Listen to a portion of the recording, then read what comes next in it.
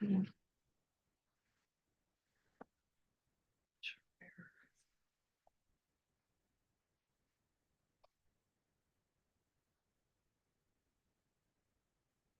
we are live.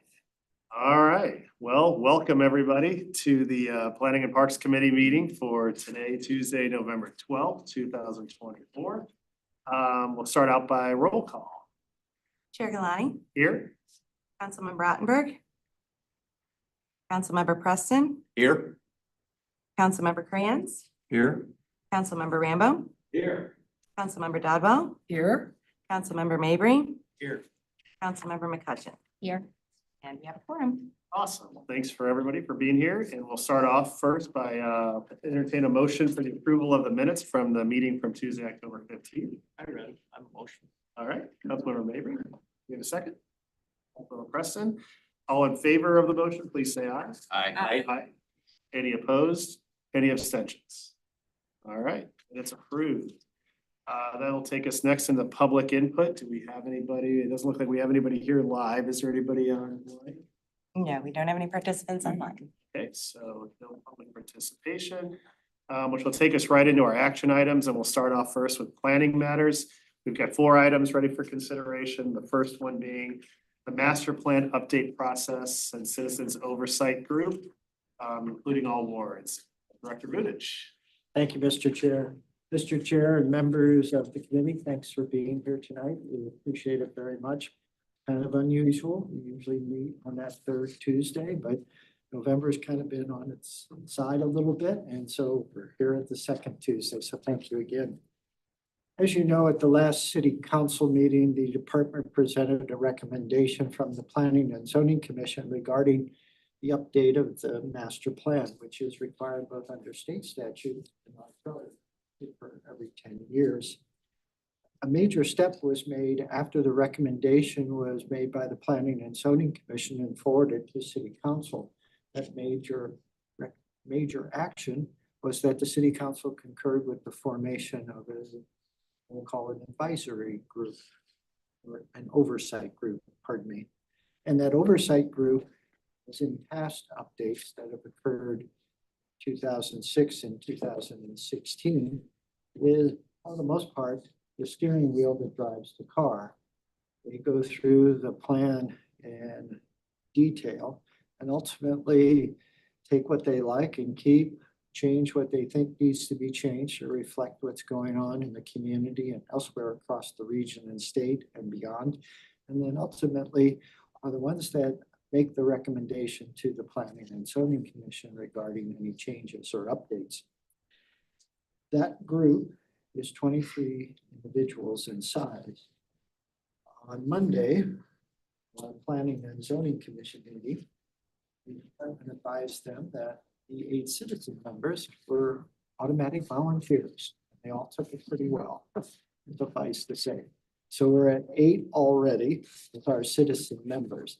They kind of act as the leadership group. They're able to kind of talk about application through their role as Planning and Zoning Commission members, and just the work sessions and other things they go through on a regular basis that the other members, besides City Council liaisons, the mayor, do not have the opportunity to participate in.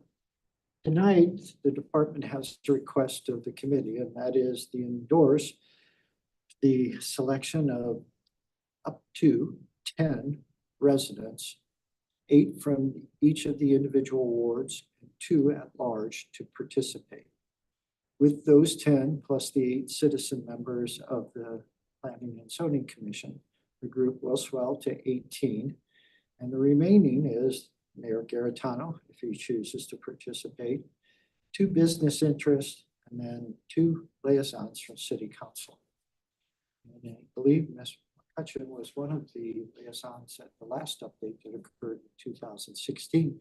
So if you want to hear how it was, or if it was good, bad, or kind of in between, she'll be able to give you the firsthand experiences. A lot of reading. Yes, it was. You need to be prepared.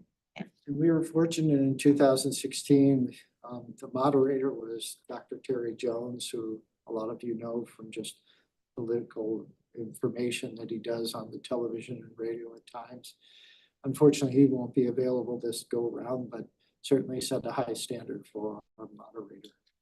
So tonight, first and foremost, the department is respectfully requesting from the committee the endorsement of the process, the two ward members getting together, selecting an individual, hopefully that they agree upon, or two or more individuals they agree upon for submittal to the mayor. Presentation and confirmation by city council. Then two at large, again, from any of the wards. And then finally, the selection process ultimately for the liaisons, which has in the past just been a submittal of interest to the mayor. And they're then contacting those that have expressed interest, making a recommendation to full city council. If all of that were to occur over the next few weeks, the department would like to have on December 9th, a list of candidates for consideration for those 12 positions. Those 12 positions plus the 8 citizen members of Planning and Zoning Commission will get us very close. The mayor signing on will get us to 21. We can talk about the business interest over the next few weeks thereafter.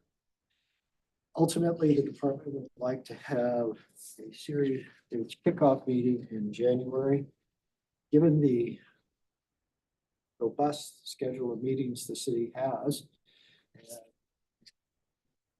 which generally has the building on Wednesday evenings, the timeline for that first meeting proposed is January 7th.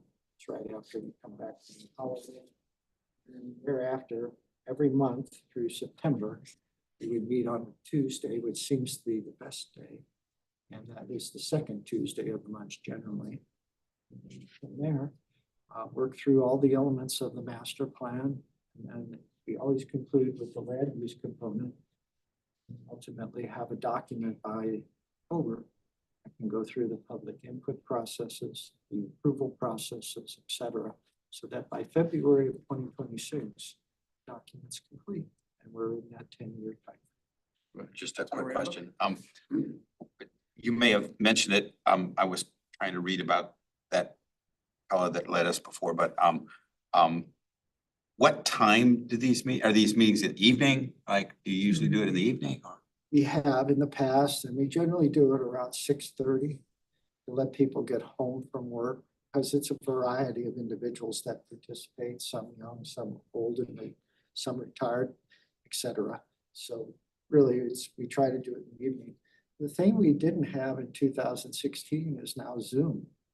So certainly we can accommodate those that would want to participate, bring valuable experience or information to the process, and offer through Zoom as well. Anybody else? Councilmember McCutcheon? Do we have a moderator?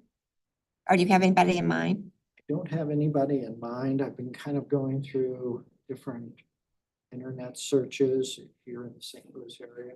I have a call out to East West Gateway Council of Governments, asking them if they can recommend a couple of people. Obviously, I want to bring at least like an option or two, and then just get an idea of the fee or the stipend or charge, because obviously I want to be cognizant of that as well. And the representatives that we pick from the ward, do you want them to go out online and fill out a nomination? Yes. Both Mayor Bolin and now Mayor Garitano have been quite clear that if we can, we'll follow the procedure, just fill out a volunteer form on the website. There. Sorry. You know a million people anyway, but that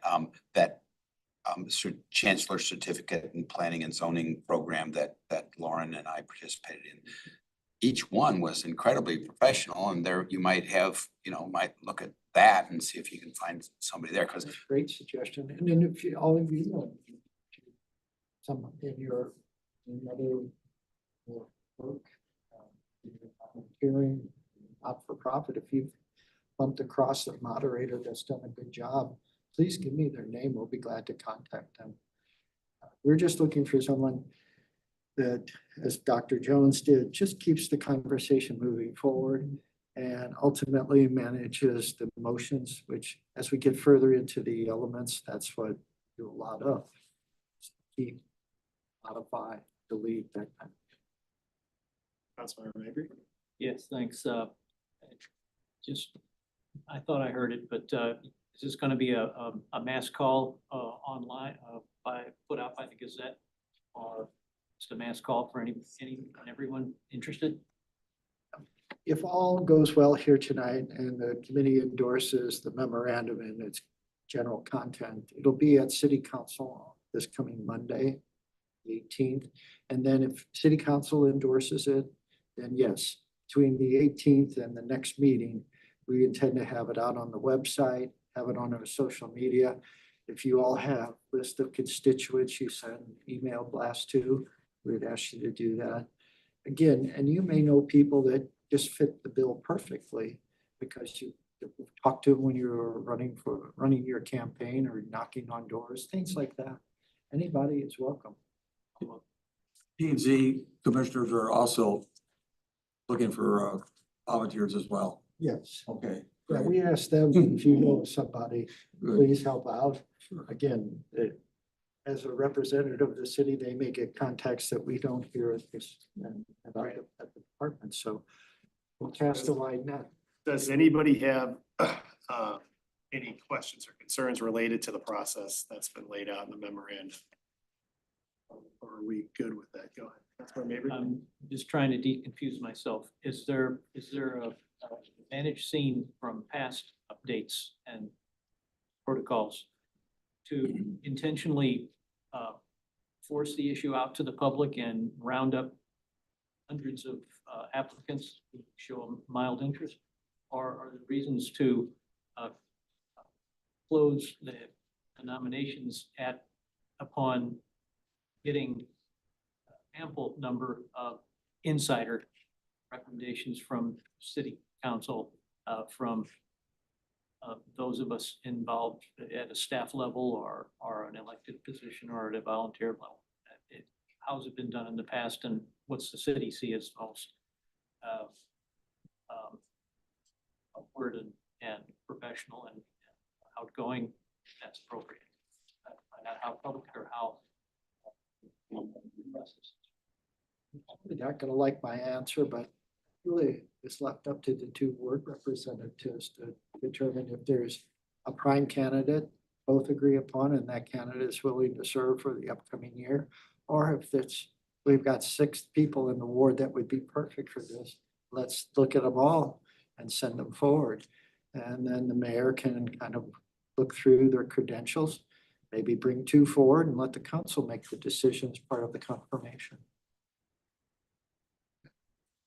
All right, I don't have any particular concern or question related to what you've laid out here. Unless anybody else does, do we want to we'll entertain a motion to go ahead and advise the department to move forward with this process. Councilmember Dodwell, second by Councilmember Rambo. Any further discussion on the motion? I just want to add that Mayor Joe has a newsletter that he sends out. Oh, And it's probably thousands of people by now. And that's a perfect place to have this sort of thing. You know, and what I'll do is between now and the council meeting this coming Monday night, it's not our typical process. Ms. McCutcheon can attest to that. We have a moderator first. And then we also do field trips. We go out and look at different locations, give examples of things that are major points of discussion. It's really a hands-on event, kind of in some ways. And what I've heard from some of the members is it really gave them an understanding of Wildwood that, you know, reading what's on the website or coming to a couple of meetings never did. So they all seem to have a good, you know, kind of feel about the process when we're done. I think it was very helpful to go to residents and talk to them and understand their property. I think we visited you one time. Might have. Yeah. I think the field trips are very beneficial. I'd love to do it, but Tuesday is not the best day generally. Is there a reason why you said it was better? Is that better for staff or because that trumps everything in my view? Mondays are usually planning and zoning and city council, but there's a 3rd and 4th Monday, but I've always taken that the fact that we went to one meeting a month, it was preferred that we not do the other 2 Mondays. And we use those as for extra meetings for council as we did this You don't have to explain. I was just wondering if there was a rationale. Tuesday, the only standing meeting that I know of is this one committee on the third Tuesday, and the first Tuesdays admin and public works. Wednesdays are Wildwood Celebration Commission and Court. Thursdays are Architectural Review Board, HPC, and Board of Adjustment. And unless you all want to recommend Friday. Yeah. Which day? Okay. No. Okay. We have an open bar. Soda, water and coffee. Doing it Wildwood Pub on Saturday night. All right, okay, so with no further discussion, we good? Okay, all in favor of the motion, please say aye. Aye. Any opposed? Any abstentions?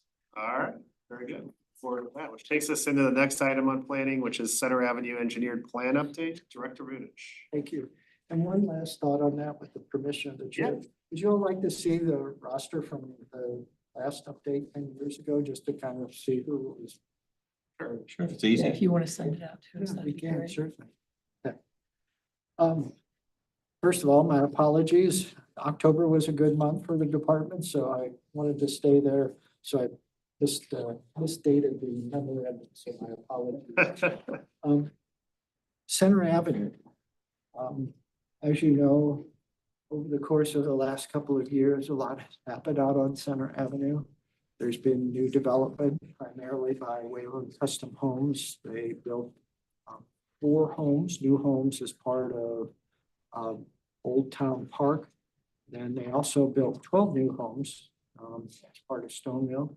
And along the way fit in a new home on the west side of Center Avenue between 2 existing homes. So there's been a lot of new development. That new development been positives in some regards for town center, more people, more for our businesses. But also it really took a toll on Center Avenue, which is a private street. It really hadn't been built to any high standard for longevity. Ultimately, the city council agreed to proceed forward with accepting Center Avenue. And it took a bit of time to get the 21 holders of right to agree to transfer it, but it is. And then most recently, using developer funds that have been set aside, we were able to do a resurfacing on Center Avenue and really kind of improve the conditions substantially. And in many regards, give us a little bit more time to work through the planning process for the future construction of the ultimate Center Avenue. Tonight, before you are the final plan sheets. Say final, knowing that city council can certainly add input as we move through this last step. And ultimately, as the memorandum discusses, we do intend to have a public open house with the owners that reside on Center Avenue and the surrounding network of streets. The good news is almost all of the utilities have finally settled in with their requirements and numbers. And that's the principal reason it's here tonight.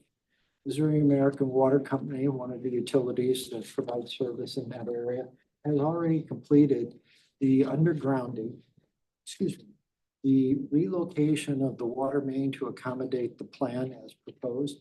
And a bonus to all of that is they upgraded the size of the water main. So it actually will help with the continuing problem of pressure of flow in that area.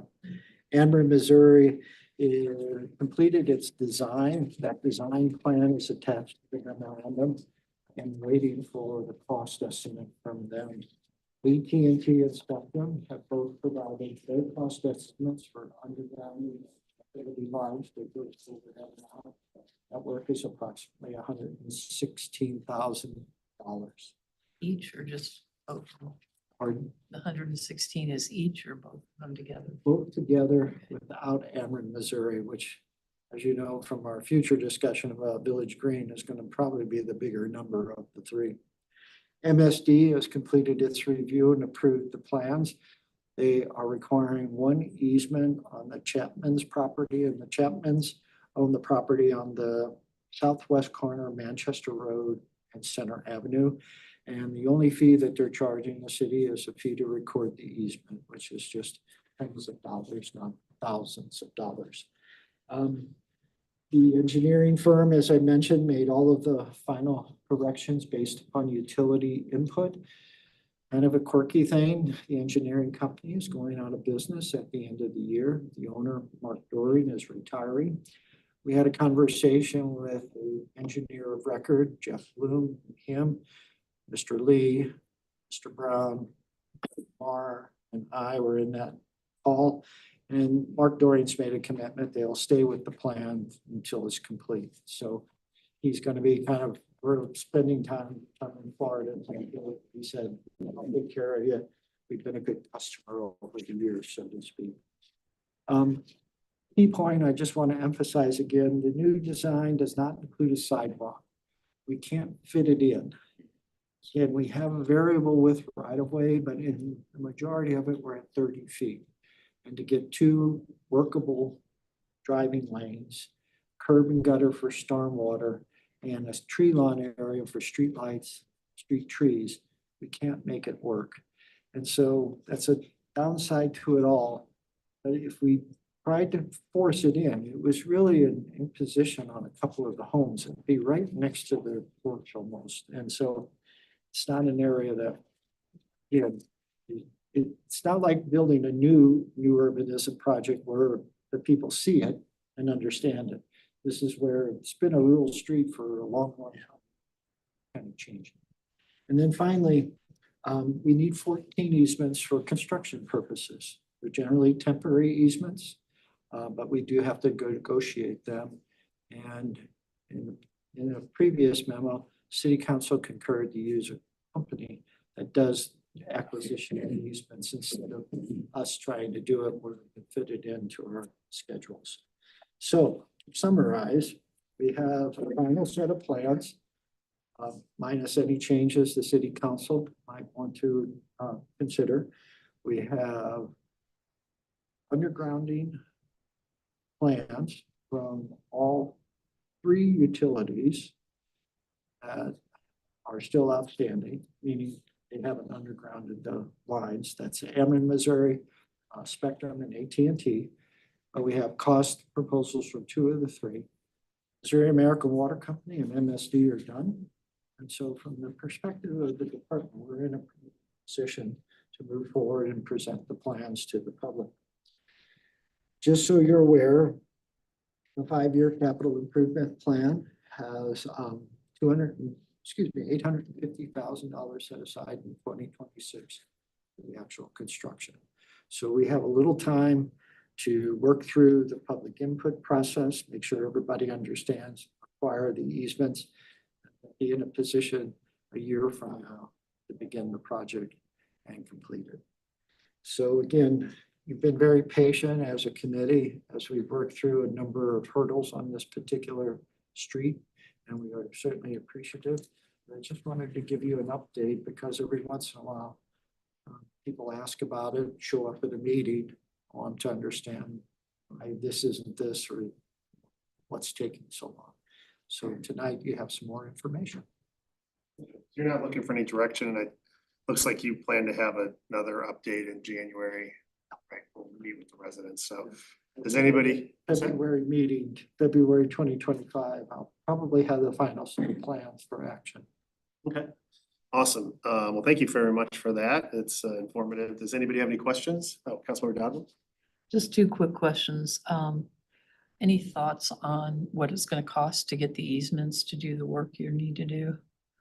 Well, if Old State Road Shared Use Path is any indicator, hundreds of thousands of dollars or if it's also an indicator, we got most of the easements with limited amount of expenditure.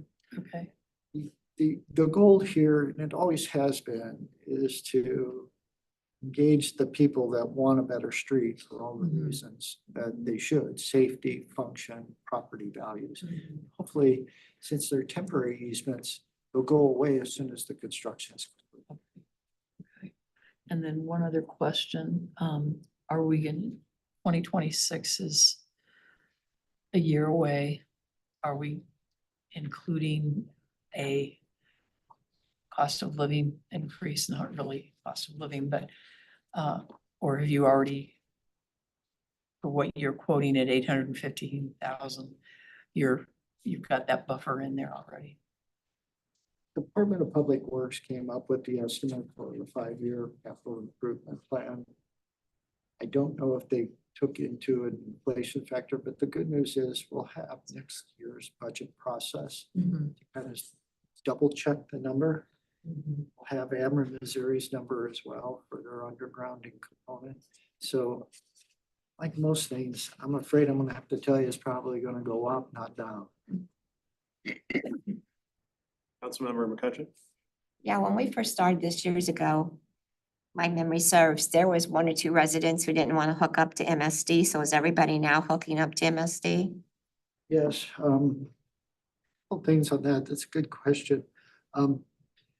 So, one of the property owners, who owns the largest tract of land, the 5 acres, Mr. Schlempler, that was rezoned for a residential project. It kind of, the ordinance was done by city council. It authorized 12 lots and homes, one of which was his.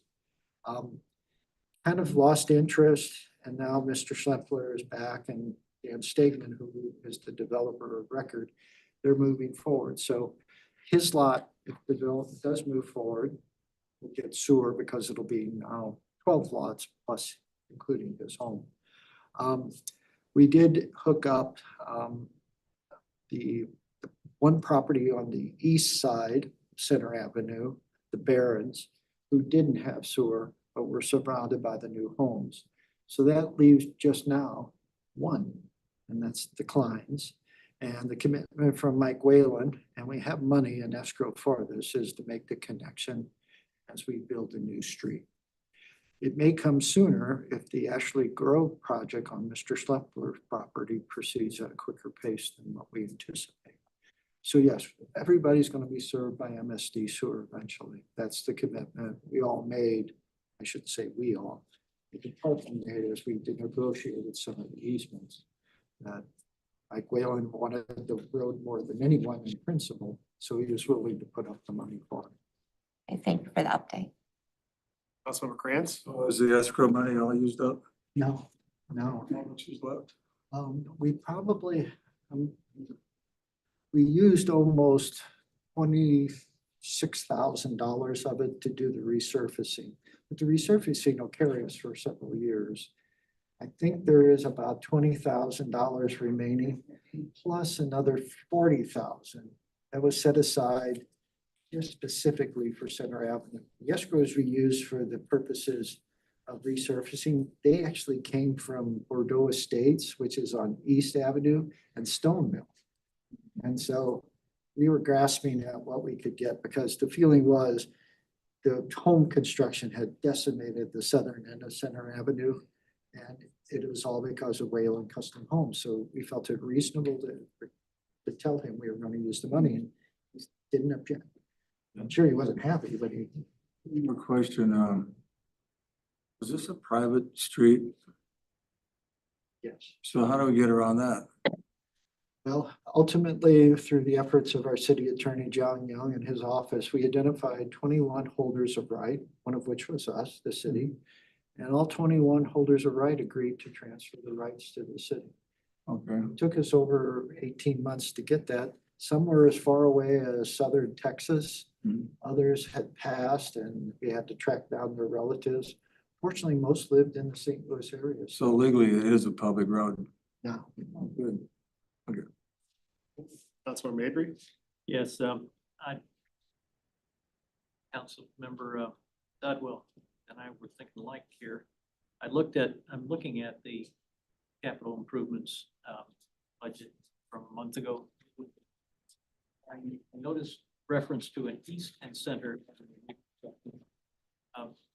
That 850, as the East Avenue work vaporized, that this money can all be, this 850 can be shoveled into center, or is there some other projects afoot? well, I'm gonna do this as quickly as I can. I don't want to belabor it, but as you know, there's this commercial center that has the Grover Post Office. They did road improvements under St. Louis County. Then there's Cliff Ruffgar's Farmer Equine Center. That's been a church and many other things, a dance studio. They did improvements.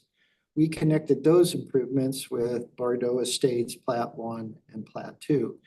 The only outstanding part was the corner lot, the southwest corner of East Avenue and Manchester Road. It's a vacant lot right now. The gentleman bought that. Recently, the city council approved a lot split, so he's going to build 2 new homes there. And that development will be responsible for what we were going to do as part of the reconstruction. So development is ultimately going to reconstruct all of East Avenue. Okay. Good. All right, thank you for the update. Sure. Director Vinich. That takes us into the next item under planning matters, which is the trash enclosure bid results for City Hall. Director Vinich. Well, if you have a son, daughter, or grandson or granddaughter, you should probably get them into building trash enclosures. It's a very profitable business, obviously. For the most part, you've heard this before. We did the bidding process to replace our trash enclosure that was removed to accommodate Village Green Phase 1. The bids came in extremely high. Our park designer from several projects, Ken Patel with Paris Beck, and our own estimate had it somewhere between $50,000 and $55,000. The department had discussed this with the committee, and the committee obviously, again, said, no, this is way too much for trash enclosure. So tonight, formally, I need the committee to recommend that we not proceed with 3 bids as submitted. And then secondly, and probably more importantly, we have a temporary location for the 2 dumpsters. It's at the end of Wildwood Avenue. Wildwood Avenue is the public street between the west side of the theater and the east side of City Hall. Tim Phelan, our building supervisor, accommodated the relocation from up here on the upper lot to down there, and actually has told me on multiple occasions it's better for him because he always ends up cleaning the police last and then now just walks downhill with his trash bins and empties there. It's not the permanent location, but tonight I did get 1 bid from Bombshell Construction to do a little screening project down there at $7,500.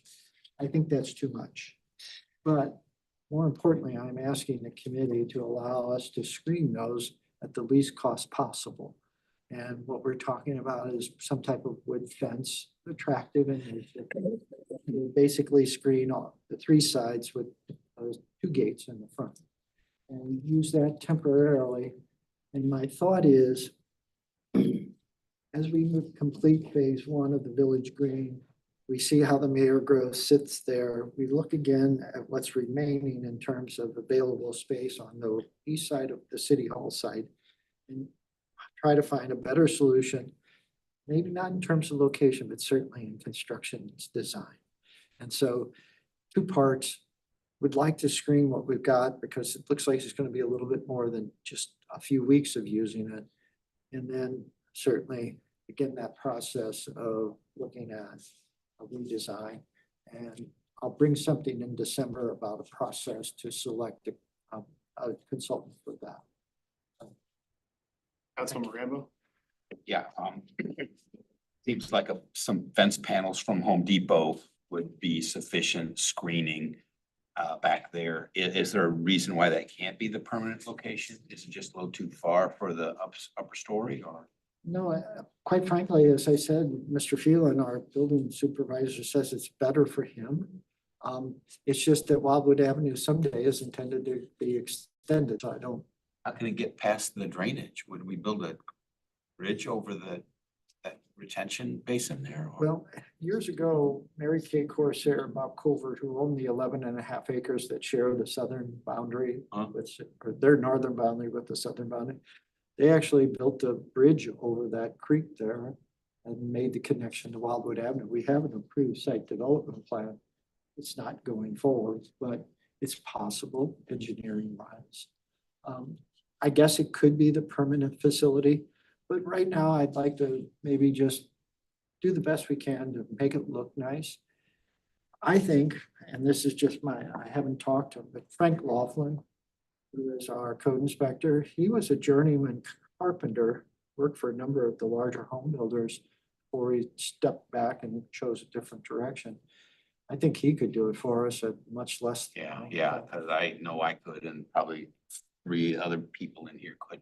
So I would, I'm interested in making that motion that we free the department up to both screen the trash bins where we're talking to put them temporarily and cross that bridge when we come to it, because I think once it's established, that'll be our trash location, and we might save $100,000. Talking years. And Yeah. right, exactly right, and it'll be it will be a nicer view up here in the, you know. Totally so- agree. So that's my motion. Councilmember Dodd.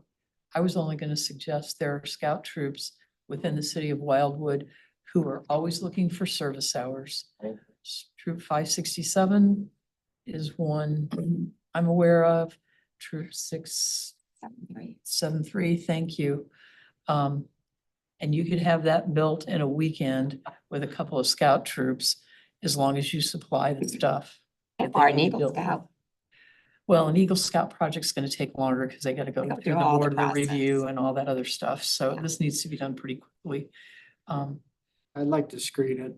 It'd be nice to get it done before the end of the year when the holidays and the theater's busy. I just Yeah, wasn't meant to be there that long, but the way it was working out. I mean, I can't swear that they can do it, but Will it be an opportunity for them to learn from a journeyman carpenter like Well, what sure, Joe sure, yeah, suggested? he Because could- they he can't do could- it themselves, or yeah, he could, every cattywampus every which way. yeah, but- yes, I understand that. Do you want, I'm just saying for the hard labor pieces, Councilmember Dodd, would you like to second Councilmember Rambo's motion? I'll second his motion and then The we'll- caveat. So we've got a The motion and a caveat on the- second to let the let's department reach out proceed for some extra hands. with getting that screened in and looking for options to have that done. Anybody, any more discussion on the motion? Councilmember McCutcheon? So isn't that only part of what you're asking us to do? Well, how about? I mean, shouldn't there The be some second added to part was the, to basically bring back a process to engage a consultant for a redesign up here at a much less cost. And let's maybe take one step at a time. I'd be very satisfied if the motion was to allow us to screen that lower I area. mean, we might find that, like Councilmember Rambo said, we might find that we like it there. and- Good, yeah. Save, Then we don't have to worry about a consultant. save that money, right? Councilmember Avery? Big time. I'd like a condition added that I get royalties of Skyrocket Universe. Bring this and make it so attractive, we don't want to move it. Yeah. All right, no further discussion on the motion. All in favor, please say aye. I- Any opposed? Any abstentions? All right, very good. Takes us to the last item on planning matters, which is the recent development trends in the city. Does anybody have any questions or comments related to this? I just have one item I'd like to identify, the Durga Temple. This coming weekend, will have their blessing of the facility, and for the most part, I think it's a 2-day celebration. So they have their occupancy permit. They'll be occupying the building, if not already, getting it prepared for the blessing of the facility. Recognize that they planted the landscaping and it all died. I've already had a conversation with the president of the temple. It's like dead landscaping is not preferred over no landscaping right now, so. But they are working on the landscaping plan, and that's primarily the one outstanding item that remains, but just to let you all know. I'm at that point where they're gonna occupy the building and hopefully give it a little bit more care each and every day. I had a question related to that. Is the original design that I saw in the picture that they have outside shows the spires that they have on the top, but there currently is nothing like that. It's a flat top roof. Are they planning to do that completed architecturally, or did they make an adjustment to that? I have not heard it officially from any of the building committee or the temple's president, but in a roundabout way, I've heard they just the delay almost 2 years from their initial intended opening date and just the cost overruns during the inflationary period. That is just something that they're not looking at right now. Okay, Councilor Godwin. And I correct that there's no access to that building off of 109, right? Okay, thank you very much for ensuring that that didn't occur. Councilor Rambo. Yeah, I'm gonna do a partner objection. It's pronounced Durga. The god is pronounced Durga, not Durga, so just. Thank you. I'm open to that. Trying to be helpful here. Pretty much every conversation I start with the gentleman, I tell him, I don't know your religion, so I mean no harm. I know. There's 6,000 gods to keep track of, but I spent 7 months on a cycling trip in Southern Asia and picked up, my Hindi is at least as good as my Spanish and French, which is, I know the 6 words. But I know that one. Awesome. All right, well, thank you very much for that update. Sure. Dr. Vunic. That takes us into our parks matters, and we have 5 items for consideration. The first being Village Green Phase 1, the update on the project's progress in Ward 8. Ms. Ripito. Thank you. Yep. Okay, thank you, Mr. Chair and members of the committee. As you can see, progress has been continuing next door, but as far as what's visible is primarily the flat work relating to the Civic Oval and has become very dependent on weather. We've gotten a lot of rain. But this week they've closed off the back parking lot, so I feel like this has got to be a good sign, right? So as far as where the project is right now, I will skip over the trash enclosure part because that has already been discussed by Director Vunic and move on to the organic lock alternatives. At our previous meeting, we had discussed how the contractor was concerned about the maintenance and like longevity of the organic lock that was originally proposed and suggested pavers, which you have included in your packet and as well as on screen. I think I have, that's a zoomed in version. Oh, that doesn't look too fuzzy. Okay, so that being said, as you can see, here is going to be the concrete component of it, and then the inner part of the circle would be pavers. We at the previous meeting, we did discuss potentially using reinforced turf as a possibility. However, it has been recommended to us, and it's also been the city's experience using it elsewhere, that it does tend to be higher maintenance and also would then leave that inner part of the circle grass, which would only leave a 10-foot wide paved area, and the tents that we use for events are 10 feet wide, as well as the food trucks and such, which would mean that they would then have to park in the grass and or the pedestrians would have to walk in the grass, so it would be less convenient. And so we're kind of circling back to the possibility of using pavers, and I know that there were concerns about the aesthetics of the pavers. And as you can see from just the design here, we can do like a herringbone type design in it or something to make it look a bit fancier. And then we also have a cut sheet of the proposed pavers that that Bombshell Construction provided to us. And so we have those there. The cost difference per the general contractor is about $36,000 for the oval. It's an additional $5,000 to install the paver pathway to the log cabin, the SM log cabin. And so overall, it would be a change order of $41,580 for that change order. Additionally, this is just an update, not so much a change order, but the final set of architectural drawings and technical specs are almost complete for the SM log cabin. So that's exciting news as well.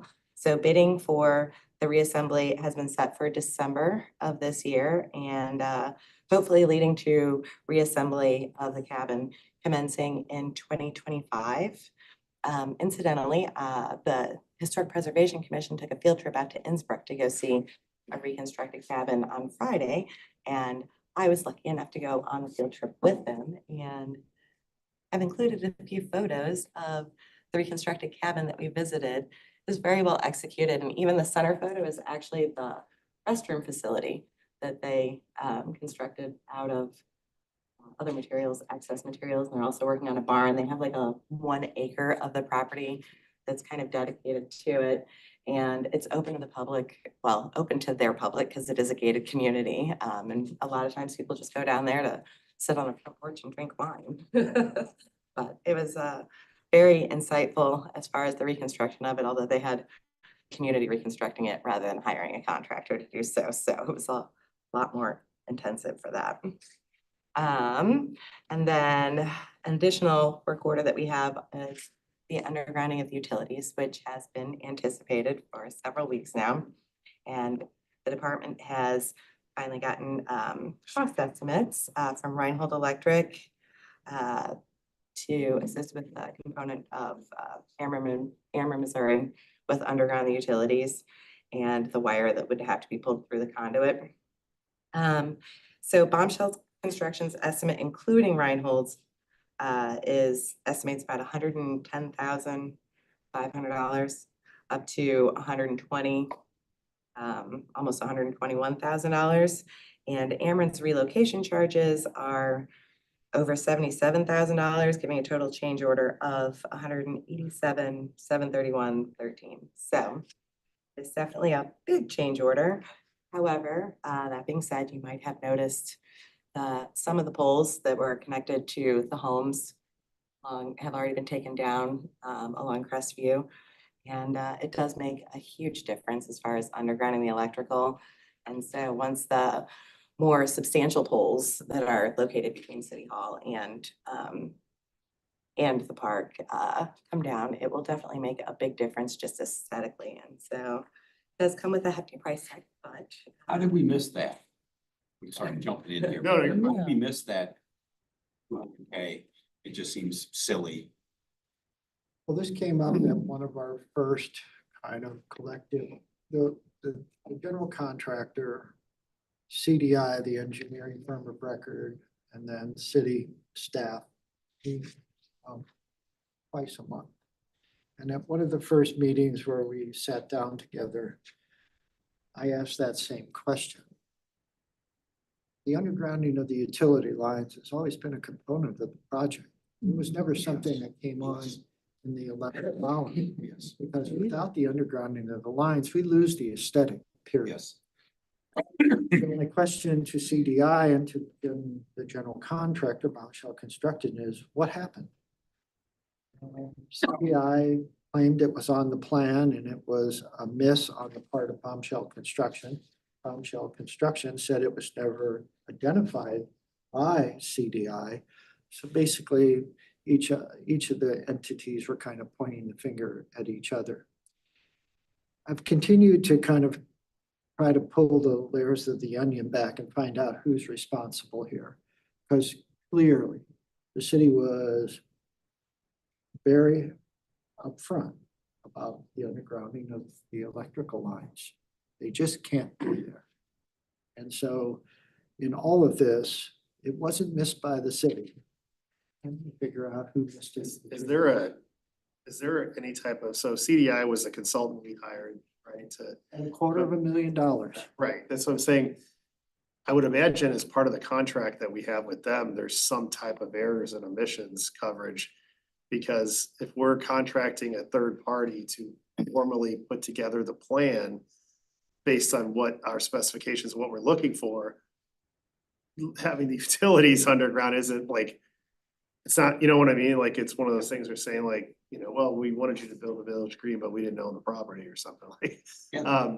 I mean, I would imagine that and they can blame Bombshell and point the fingers, but if Bombshell's saying that it wasn't part of the plan that they bid on, I would imagine that CDI would be the responsible party because they're the ones that formally put together the plan at the contract of the city. You know what I mean? It's like, Can we check the other bids? Because Bombshell won on the basis of, I don't know, it was like $30,000-$40,000 difference or something like that. This is material, dollar figure to me. So here's the approach I've been taking for the most part. I have to get the numbers. I have to know what it costs to underground the lines, regardless of the circumstances that have brought us here. Knowing that number helps me in my argument that this isn't just a slight mistake. This is almost a $200,000 Yeah. mistake. Somebody needs to step forward. And that's kind of where we're at.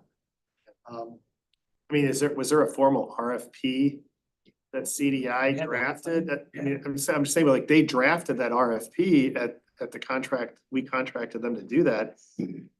There is a set of engineered plans signed and sealed. And then there's a book of bid specifications that probably 1.5 inches, if not 2 inches thick. And is So there that's what's anything in in there that discusses the underground I've looked at utilities? it on multiple occasions. I think there is something that references it, but again, Bombshell Construction saying that it wasn't something that they identified. I'm working on it. This isn't an acceptable amount, but I have to present it to you because it's key in the project. Without the relocation and the undergrounding, we lose the parking along that side, we lose the grade change. I mean, at this point, I would say we have to do it regardless of what the cost is. Yeah, we 'cause shouldn't slow the We project got down, but we a need to get- multi-million-dollar project, so at this point, we Need a probably need to, reimbursement. the city's gonna have to buck up and cover it up front, and then we're gonna have to go after whoever. Have we gotten the formal plan and the RFP and all of that stuff to City Attorney Young and That's his the next firm to step. look at? That needs to happen. And I would think he needs to immediately be brought in to take a look at that to figure out, do we have a legal claim against, because at the end of the day, if we can't identify a specific legal claim against either entity, then We should be able to though. This is. we should be able to, but I'm saying we need to have that. the lawyers look at that. I'm trying to remember, did we request that whoever we selected put an escrow aside like we do for our subdivisions? There is no escrow per Since this is se. our We have project. retainage. Yeah, So each time I receive a billing, so we're at about $800,000. I have about, at each billing, there's about a 5% holdback. It's not a lot, but it's still, it's retainage.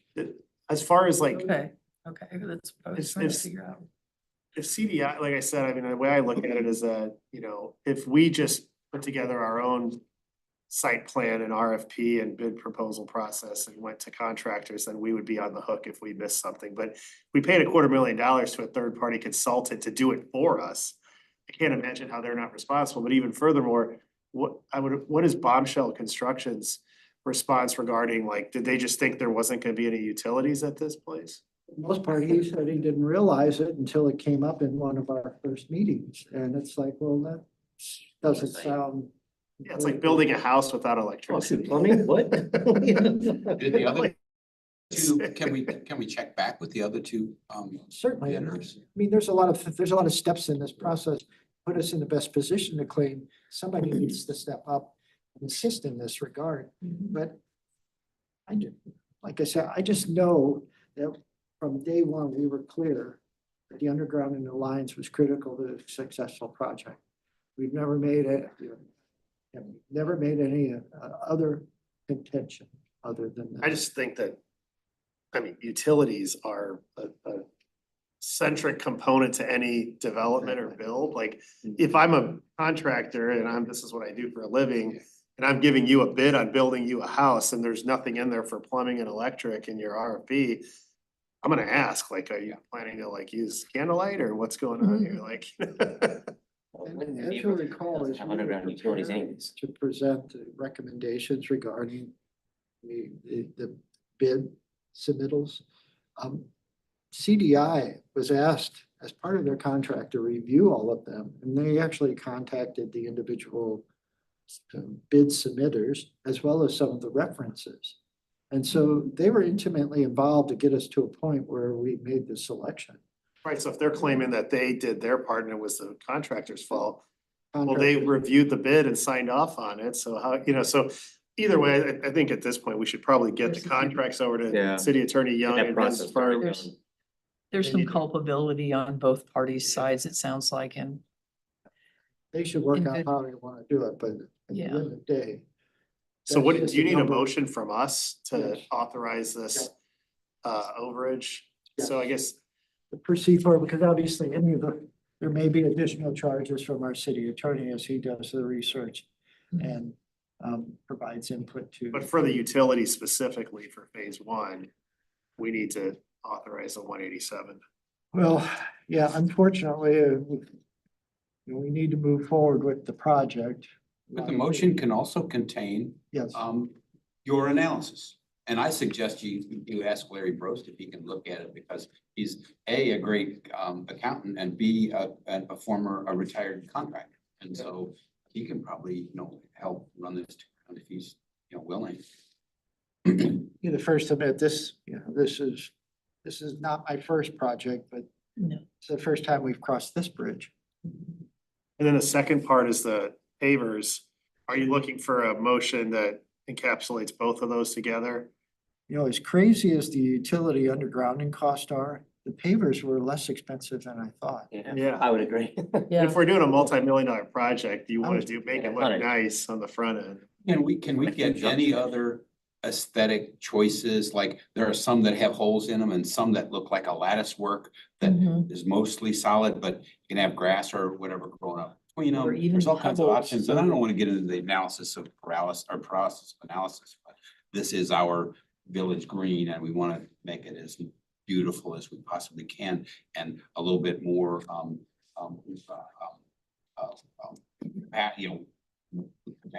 ability for water to, a little bit more permeable Permeable. surface would be of it. So that's why we've gone with the pavers, because they are a more permeable solution. So they set them in sand, is that what they're gonna do? yes, And secondly, and this is just again from experience that Melanie mentioned from the department. The 20-foot ring is the core of our event area. That's where we set up the tents. That's where people drive. That's where people walk. What I found with the grass pavers is it's an uneven surface. It just is, because to allow the grass to grow, there's gotta be holes in that plastic holder. So Sure, it works great for me and alongside my driveway, it's spectacular, but when I partly suggested this and I wasn't aware of the requirement for the tents and so on and so forth, so this is a better solution in every way. I'm just hoping we can maybe do it a little bit more aesthetic. accessibility and function favor some type of hard surface. It just does. And relative to the 6 acres, adding the 10-foot of additional pavers to the concrete ring, I think we're okay. So does somebody want to make a motion for the utilities, overage and the paver? Shouldn't we separate the two? Why don't you just? Yeah. Yeah, I was gonna say. Additional Okay, well, components. let's start out with utilities. Does somebody make a motion for the utilities? Councilmember Rambo, second by Councilmember Dodwell. but I'd like to amend it a little bit and that we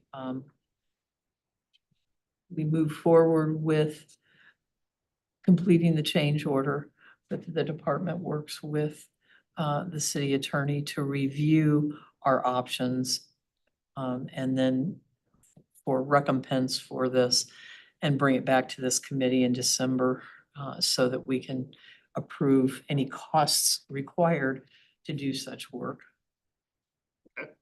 So we've got the motion, the amended motion.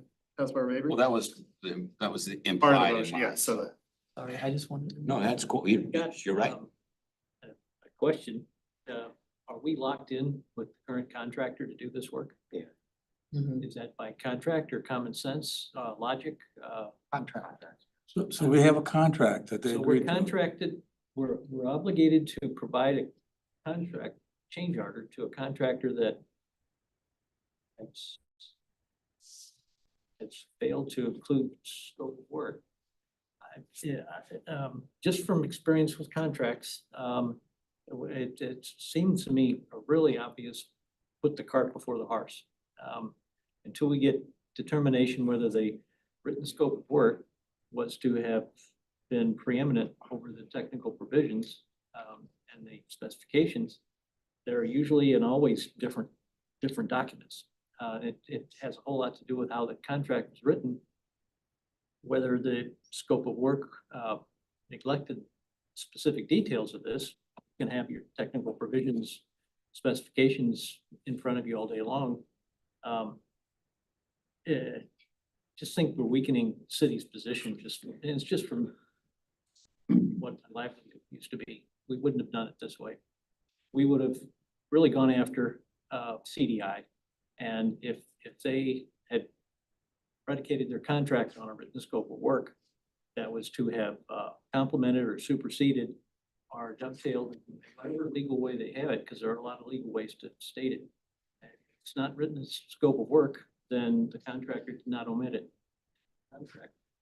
It was CDI's due diligence to protect themselves against errors and omissions to have brought out every aspect of the written scope of work. I just think we're weakening, paying for something and at the contractor's cost that they decide that they feel like, and that part of it's not competitive. We're looking for a legal opinion, Yeah. basically is what we're looking for. Yeah. Yeah, that's what I was saying We're before. looking for the attorneys, well, I guess you're exactly right, the legal opinion of how to best contractually conform to the contract that's written, and then to how to protect the city with the most competitive pricing for that work. You can go back to the other losing contractors and get their price for doing that omitted work. And it was omitted, whether by CDI, and they're like a due diligence and their defective scope of work, or it was a contractor skating by with missed work. I mean, And at the end of the day, if it was CDI's negligence in putting it in the original scope of work and the RFP, that's one thing. But the second thing is that they reviewed all the bids when they came in and then advised us on whether those bids met the specifications or not.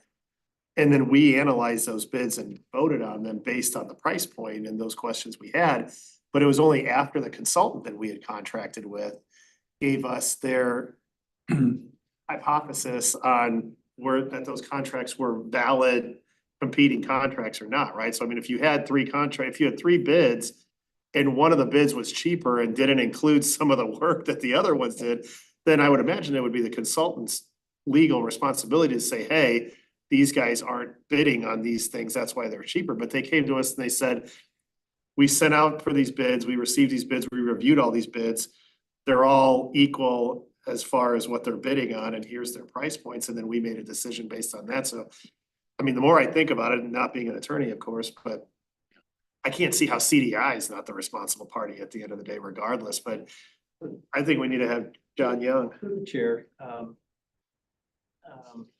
we can think that it's CDI, and it's, the deck is getting stacked up against them as we talk, but Right. if I could ask for the motion to be amended, that we do nothing more than get the legal opinion of Mr. Young about how it's best for the city to proceed.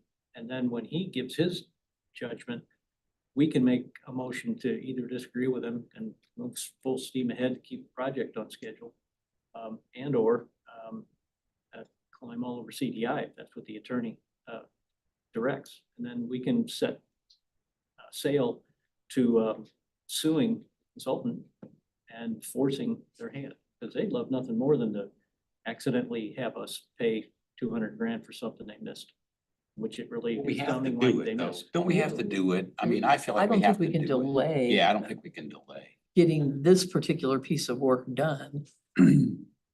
Yeah, I mean, there's gonna be a legal liability if there is one. Yeah, I don't only- know that us moving forward with completing the project changes who's legally liable. If it happened, it happened. I can offer this CDI to- is going to have a leg to stand on if we proceed, and they did not have a hand in determining the outcome of their errors and omissions. They could have said quite easily, and it's happened in Cajuns I've seen where we proceed with remedy, and whether we hold against retainage or not, counterclaim. The other party will say, I could have had that work done for 2/3 that. I'm not liable to you for 187,000. I've got a contractor, I could do it for 130. And now we're left holding back for 50 grand. So how about if we amend my and Katie's motion to expedite your inquiry of Mr. Young and leave it at that. I mean, I assume they're not gonna get. If he to says work it's in a okay, day too, or yeah, if he says Yeah, it's Six okay. months down the If- line, if- probably, I don't know, if- months. That would be my approach, to ask Mr. Young, are we putting ourselves at a disadvantage if we proceed forward with this motion? Yeah, You Yeah, we you are. cannot proceed forward with this company if you dispute the contract. You admit that you were wrong. I mean, you gotta dispute, you gotta stop right there and work that out. You can't say, come on, board, and then we're gonna challenge you.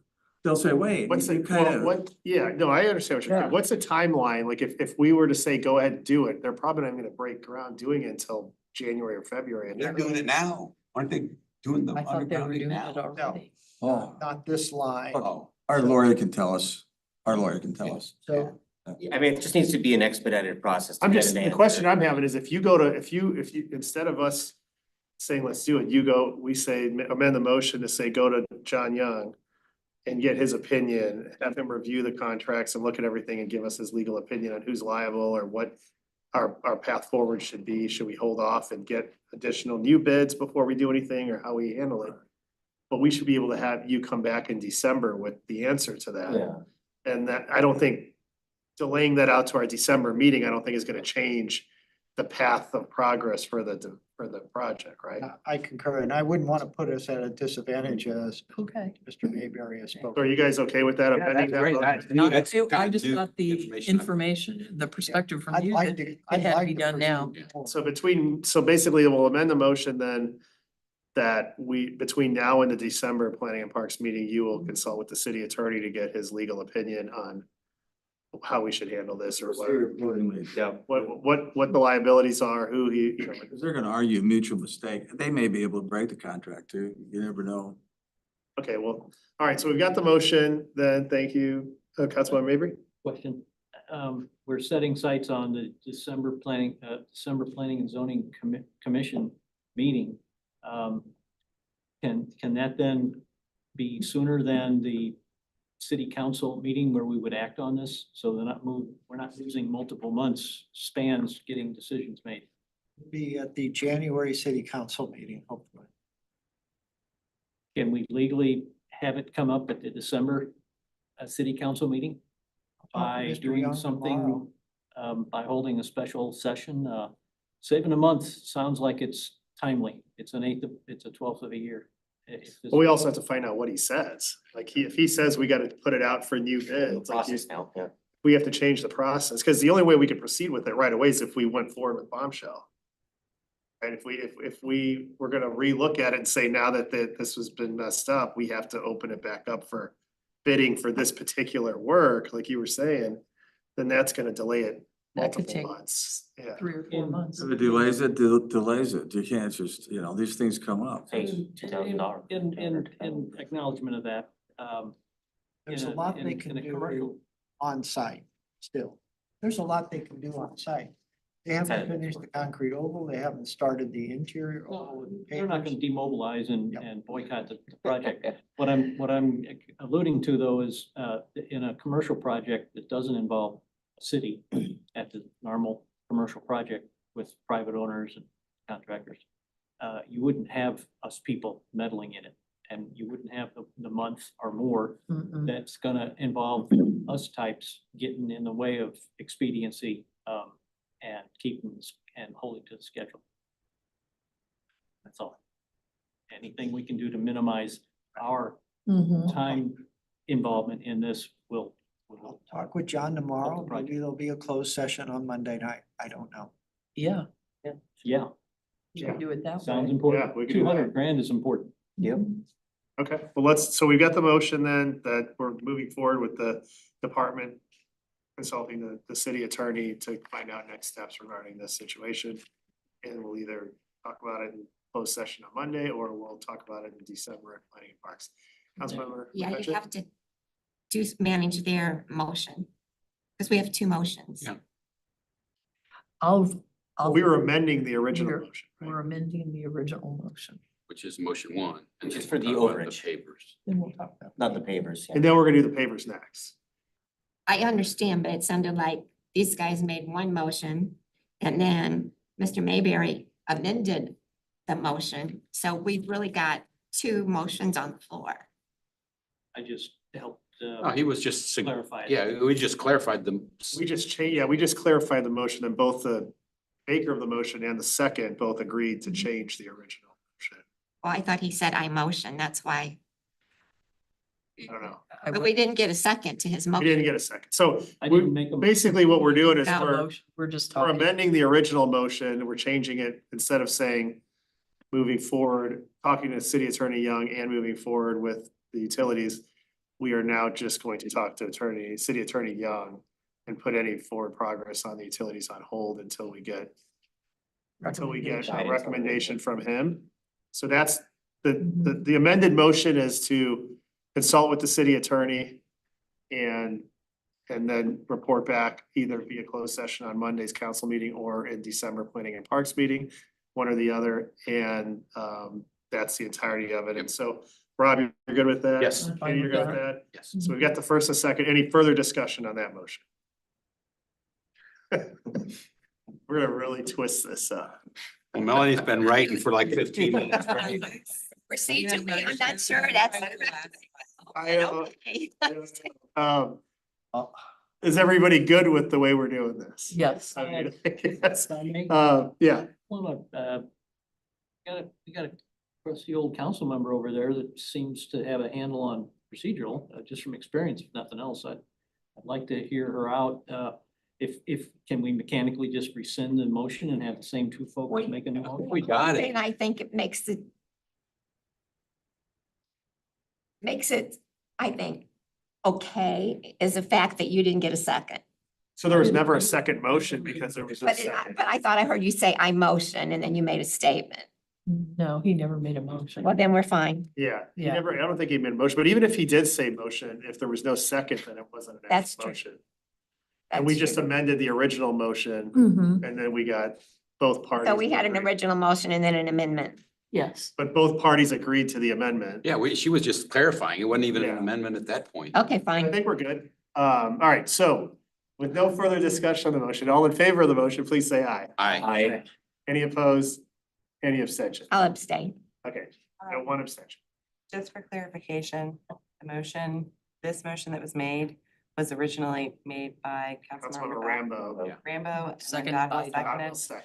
Okay, And then upon discussion, we amended the motion. 17 times. Yes. No, just one time. We talked about it for 17 times, but there was only one amendment. Okay, so that puts that to bed for now. And then the second, yeah, Did we have a quorum? I didn't make Yes. a full round count. So Oh, we yeah, still we- got a We did. quorum with an abstention. yeah, Yeah. we've got 6 of us. Six, Yeah. to pass, okay. You only need 5. Yeah. So, all right, so we're good on that. Secondly, we need to discuss the paver situation, the $41,000 overrun. Councilmember Dodwell. I'd like to make a motion that we move forward with the pavers as described. Okay, do we have a second? Councilmember Mabry? Were you seconding that? I was, but he could have it. You guys need to get in the middle and fight it out. You'll get the ring, all right? We're saving. We're gonna have some- Do it. Yeah, we'll get some Not sand in funny, here that's for the it. next meeting, so we can have some fun. Wiping All up right, his so drink.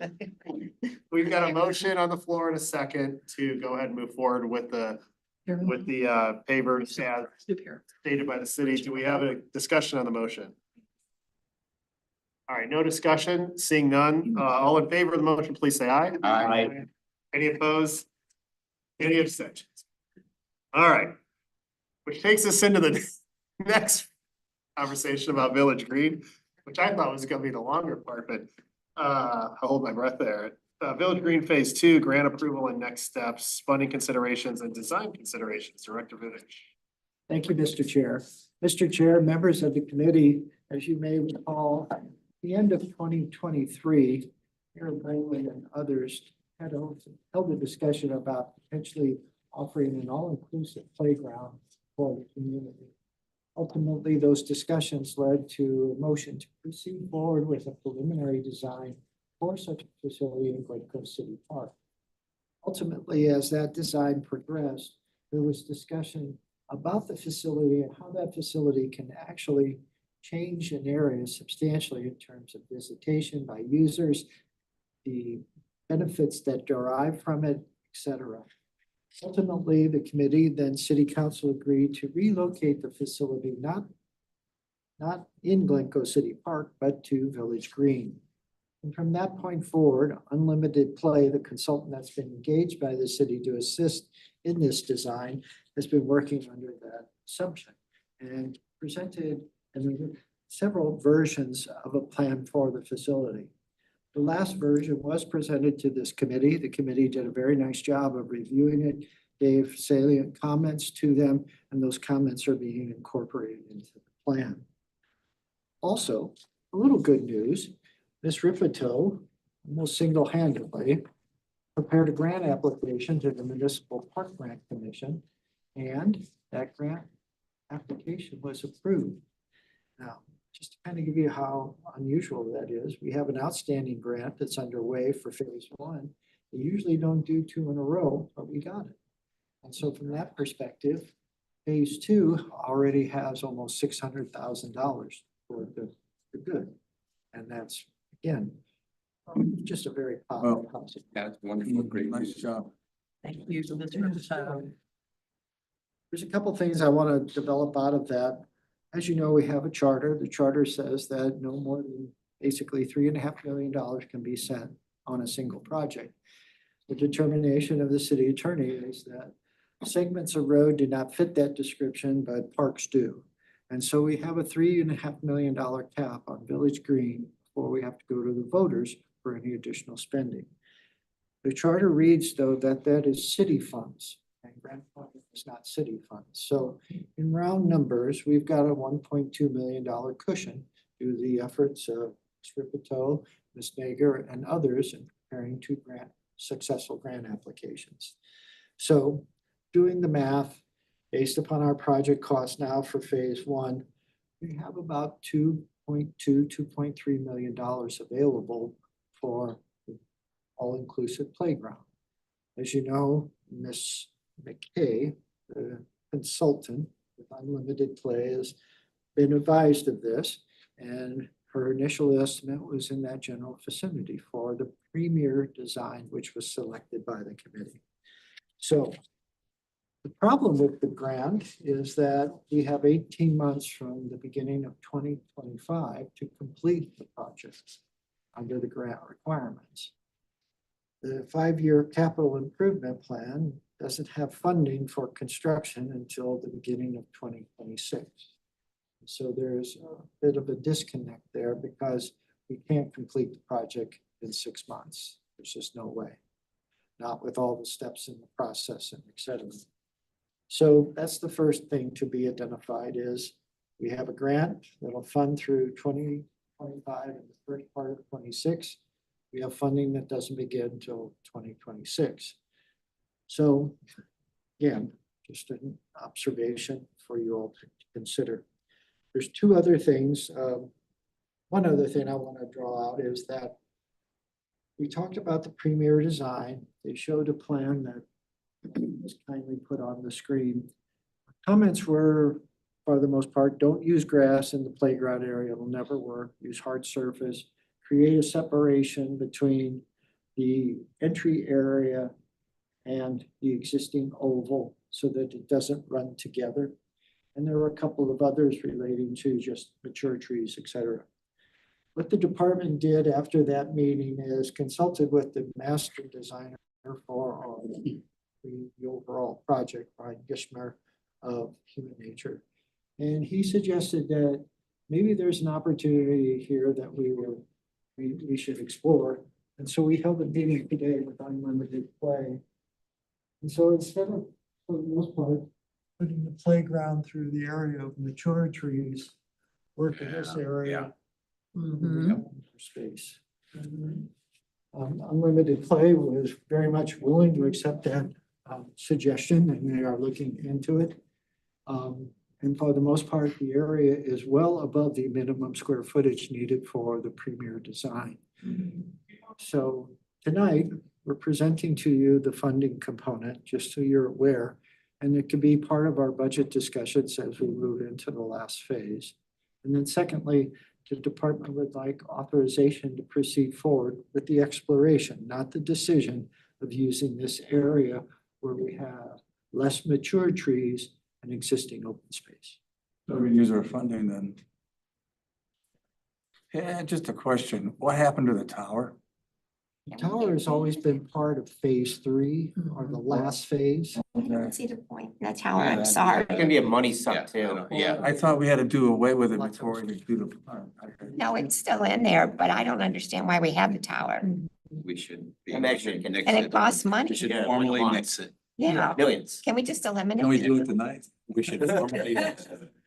So you can certainly make a motion. if you- Make a motion, We got a motion on the floor. yeah, I move that we remove Do we have a the second? tower Do we from have a our second? park plan. All right, so we got a motion and a second to remove the tower from the Village Green Just a recommendation. recommendation. Sorry, Joe. Second Oh, from I Rand. think he supports Yeah, that. There's a lot of. He's going- So now we have discussion on the said motion related to removing the tower. Do we have discussion or the recommendation to remove the tower? Because that would go back to city council, right? Yes, sir. Councilmember Mabry.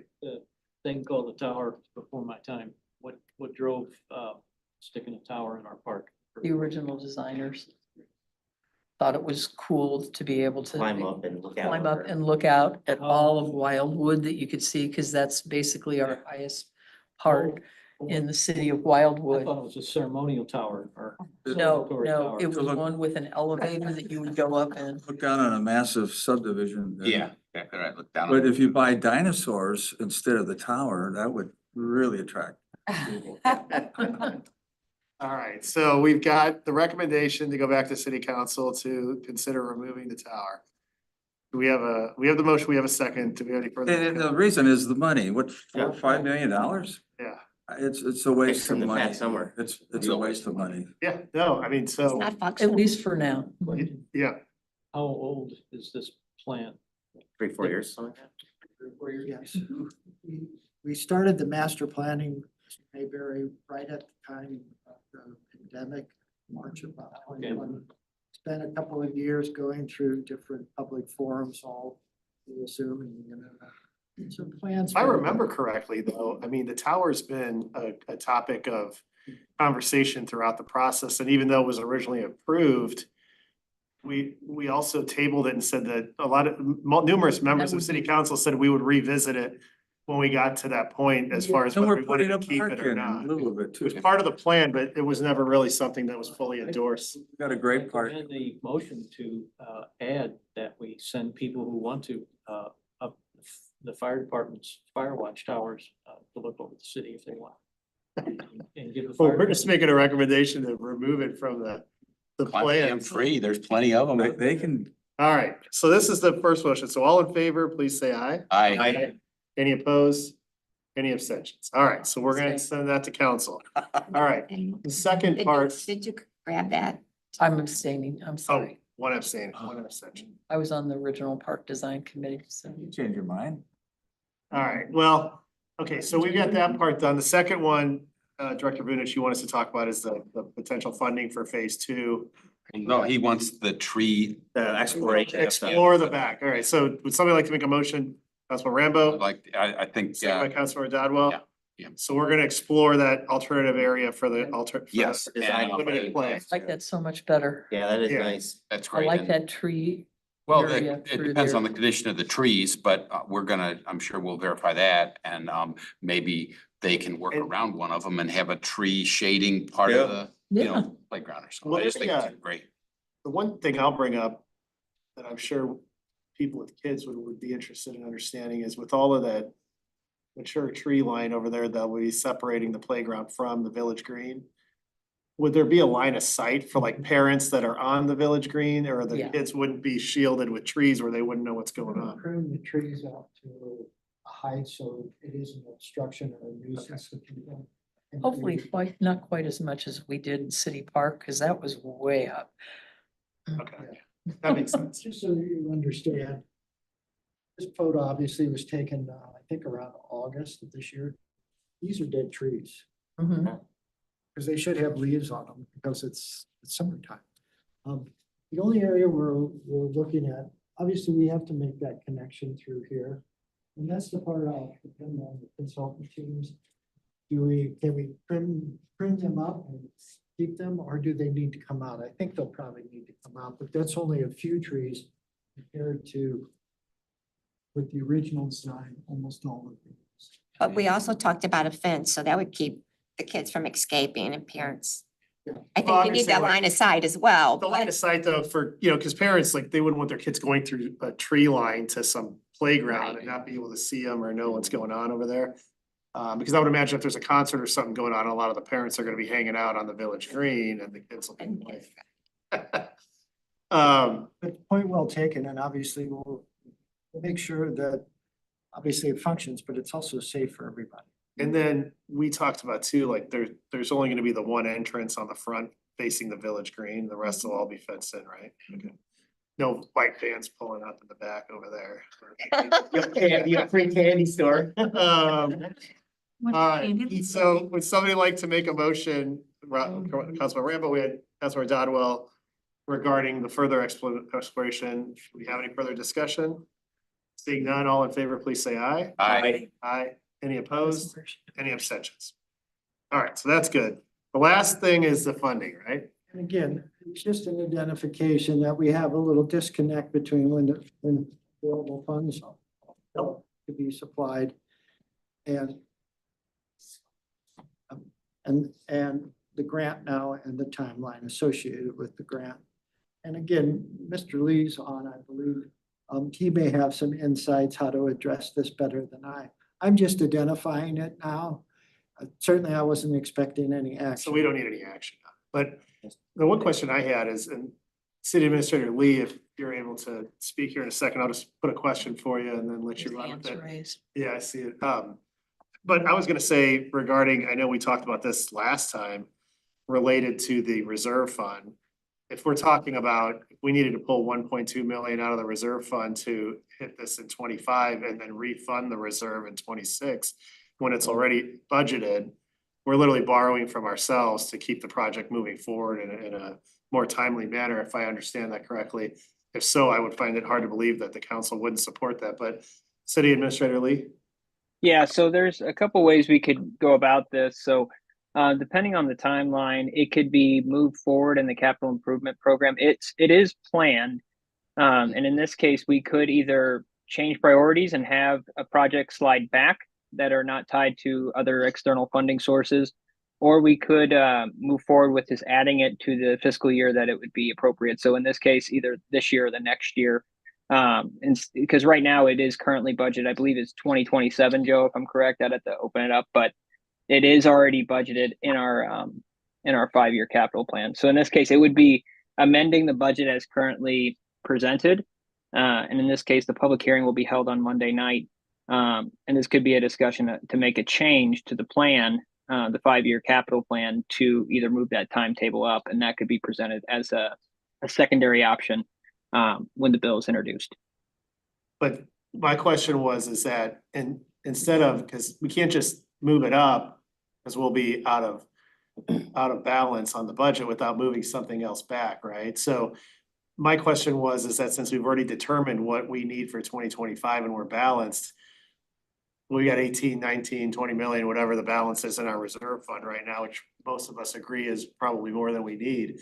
But irregardless, if we were to borrow from ourselves out of that reserve fund for 25, and then we already have it allocated in 26 or 27 as a capital expenditure, we just pay ourselves back in the fiscal year that we already have it allocated for an expense, but we're able to borrow from our, Yes. So in this case, in any sense, we would have, it would be coming out of the reserve if it was moved up. But yes, it would be covered. So in this case, there is no worry of us not having the funds to make it up. It would then theoretically then lower the amount that would be taken out the year that's currently budgeted. But yes, it would be covered. It would be a reserve expense though. And hold on, I'm actually pulling this up now. it's like borrowing from our savings account.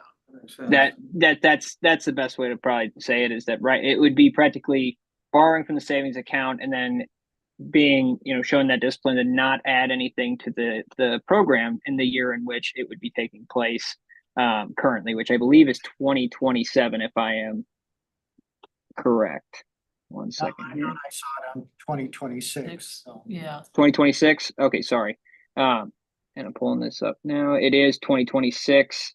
So moving it forward to 2025, it would just be technically borrowing from ourselves and would then reduce the total amount that would be put Like a forth in 6 to 8 2026. It's not even that long. Yes. we've done that before. Yeah. I mean, my opinion on it is that if we were running a razor tight reserve and we don't want to put ourselves in a position to be in trouble is one thing, but like I said, it's a conversation. I know this is my 5th year on council, and since I started, we've been going in circles of the conversation of what our actual reserves needs to be. And the fact that most of us agree that it's well, it's what it probably needs to be, and how do we want to address it, but we never actually sit down and have that conversation. But regardless, if we borrowed 1.2 million from ourselves for 6 to 8 months, I don't think it would put us in any type of jeopardy. Is there anything in the charter that would preclude that? No.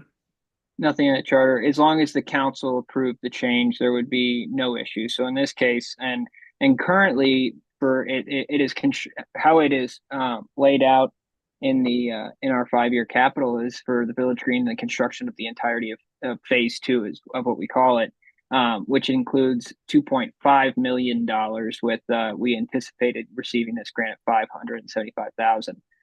So in this case, depending on the cost, I know, Joe, we had talked about it being less than that amount. Theoretically, we could spread that number either out.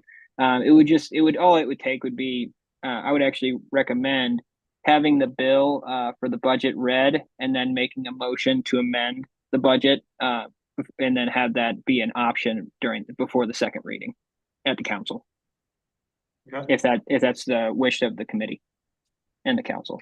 Me, does anybody else have any thoughts? I want to get phase 2 done. Yeah. I mean, because Yeah. that's. Yeah, I don't think there's any and whatnot, need to hold it it's Gonna up. make the park. Yeah. And, so, whatever Yeah. we have to do to get that. I think done, everyone's in we'll- agreement to keep it moving. And I mean, we've got the money sitting in the savings account that we can borrow against without putting any negative impact on anything else. So I don't see why we don't have wouldn't to do pay that. any interest fees on that. So we just make a motion then to amend the budget on Monday?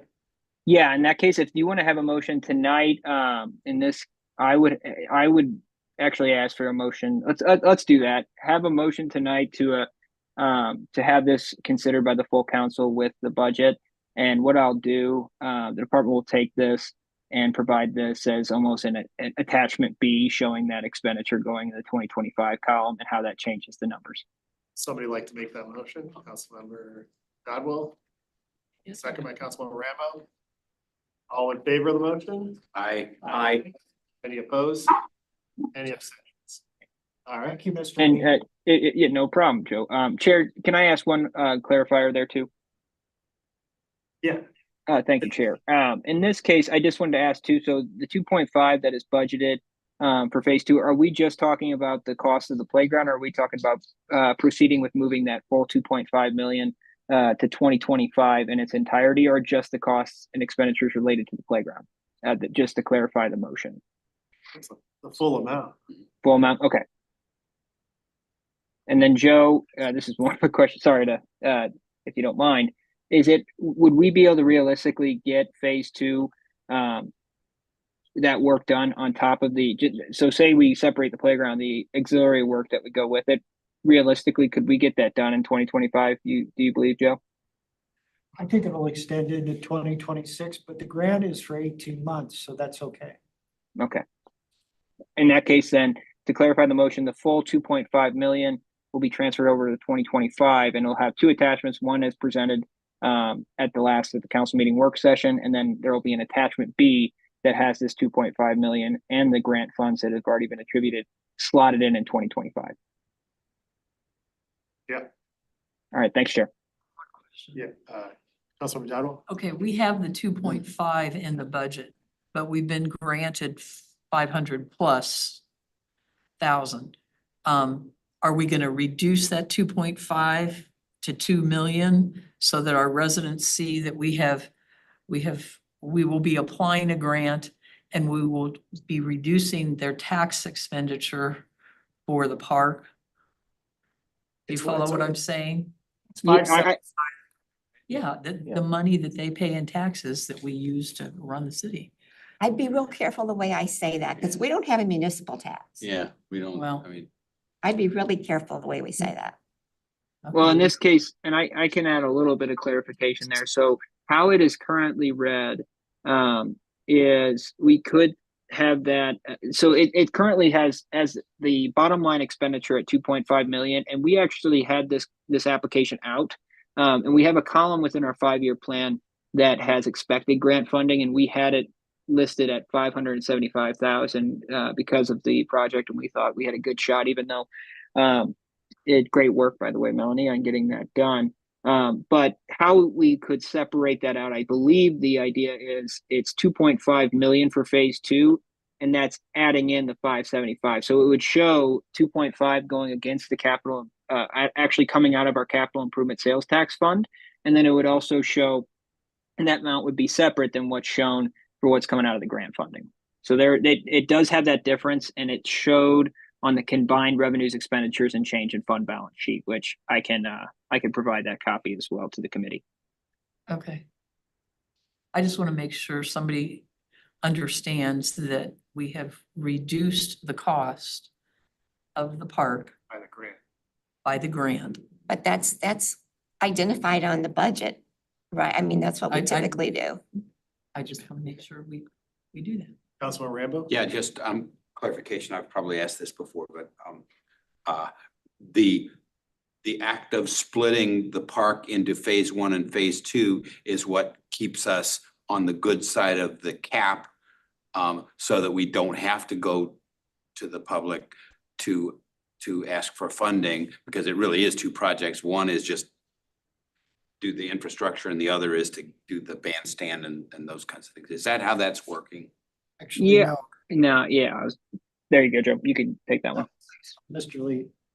Oh, I was just gonna say, as you were saying, Joe, that it was more so done to make it more bite-sized, if you will, take it in steps, especially since it's gonna span over more years. But the other item, and Mr. Boonish could provide a little bit more background, is that, so how we got to look at this is any dollars that come out of that capital improvement sales tax fund or come out of city funds, like Joe said earlier, that now we have a cushion of approximately 1.15 million that we have in grant funding. But once we still reach that 3 million threshold, at one point we could reach a point where this has to go to the voters. But we have a cushion. Anything that's spent with the grant funding wouldn't go towards that max cap.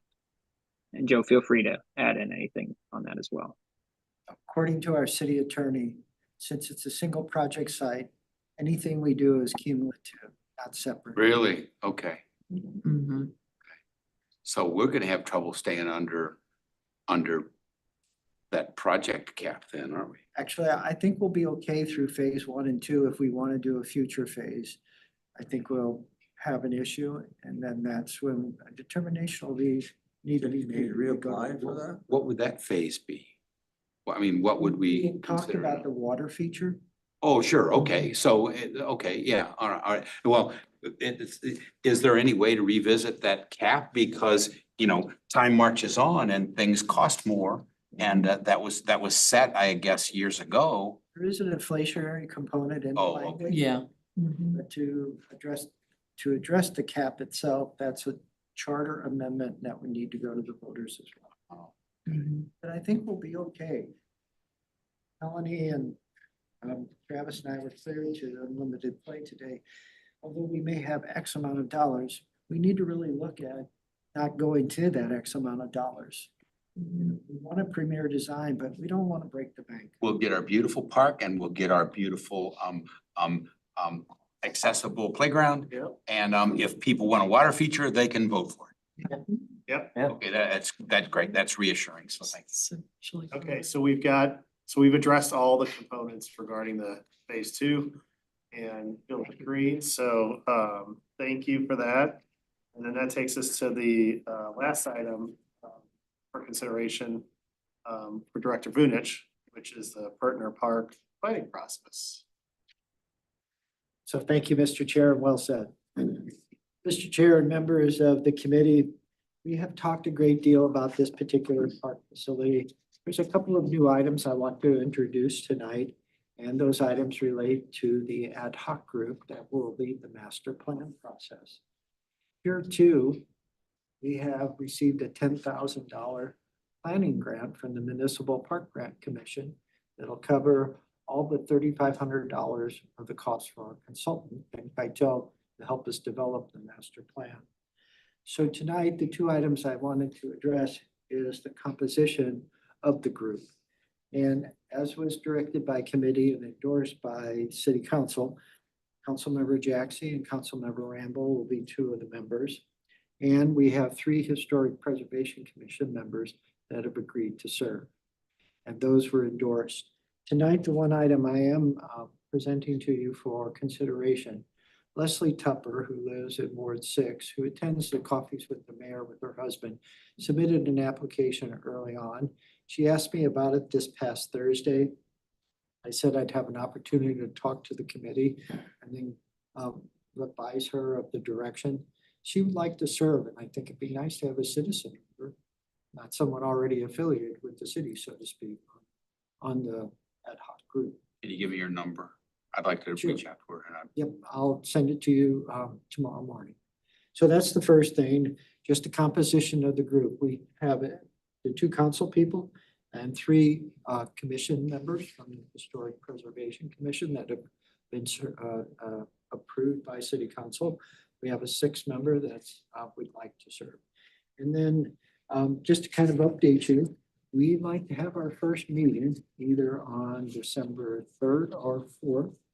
It's a Tuesday or Wednesday. I'll be sending out the dates. And in this particular instance, we can do it in multiple ways. We can do it as a morning meeting. We can do it as a late afternoon. We can do it as an evening meeting. I'll give some options, but we're ready to go. Our consultant, who is working for us primarily through the grant funding, has created the base map with all the topographic information, the important features on this remaining structures, access off of Henkin Road, etc. We've pulled together just some identifiers, some things that we'd like to basically talk about. The retention of the well, the groundwater well, which was endorsed by this committee and the City Council. So I think we're in a good position. We're running, as I say in the report, probably 2 months behind. Apologies for that, but as you know, we've got a lot of things going on right now. But we want to hit the ground running in December with our initial meeting, and then probably meet in January at least twice, in March 3 times. I think we could have this all wrapped up by the beginning of summer. Is there any questions? Councilmember McCutcheon?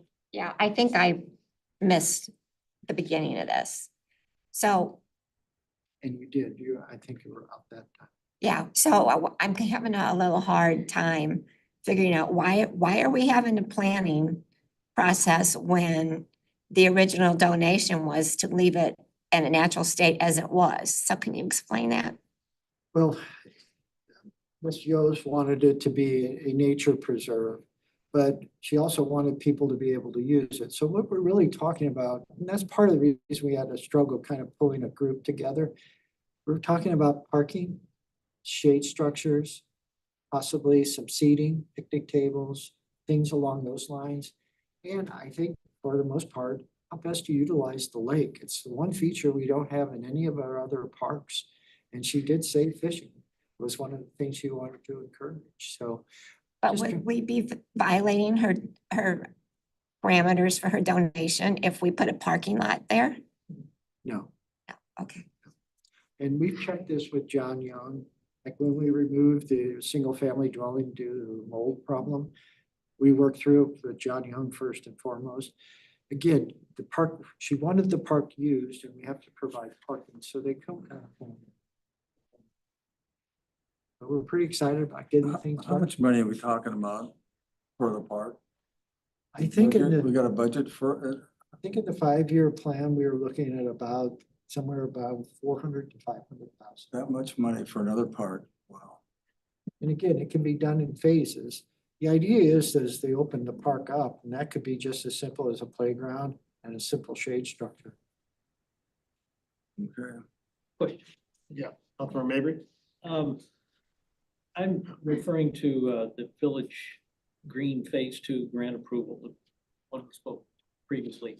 And what caught my eye, Joe, this question that council just asked, I was wondering the same thing as Councilmember Sessions. I'm seeing for 25, $100,000 for engineering. I don't know if that's Tytel or somebody else.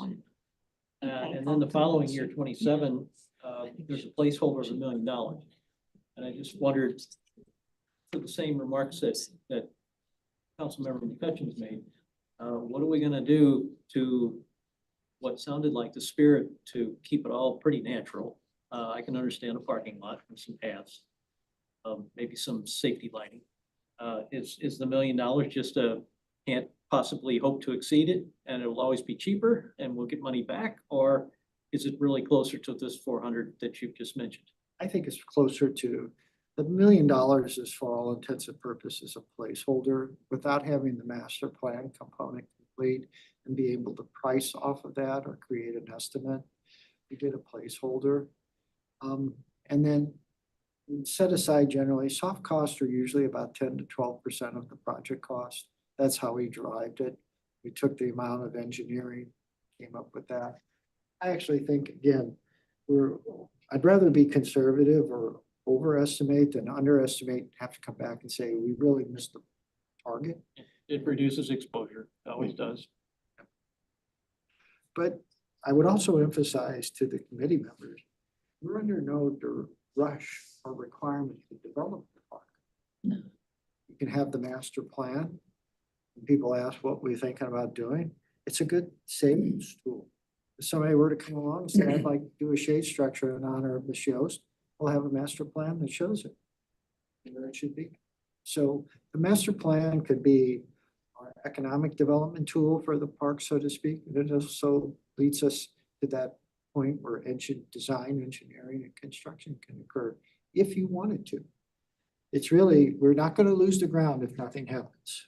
It's city. But we can't open it until, for example, the only way to preserve what is essentially a small park, 27 acres, is to keep people from traipsing through it willy-nilly by building a couple of soft trails, which they're not particularly expensive, but they have a cost associated with them. And as Joe has mentioned many times, it's the only water feature that Wildwood will have, and it will be the only park in Ward 6. We don't have another park in Ward 6 at all. And so there's the bequest exactly fits with niches that we're missing in Wildwood right now as far as park facilities go. So I think it's really going to be great, but we can't open it up until we spend some money to put the paths Just in. think of it from the perspective of one of the deed restrictions. She identified picnicking, bird watching, hiking, and fishing.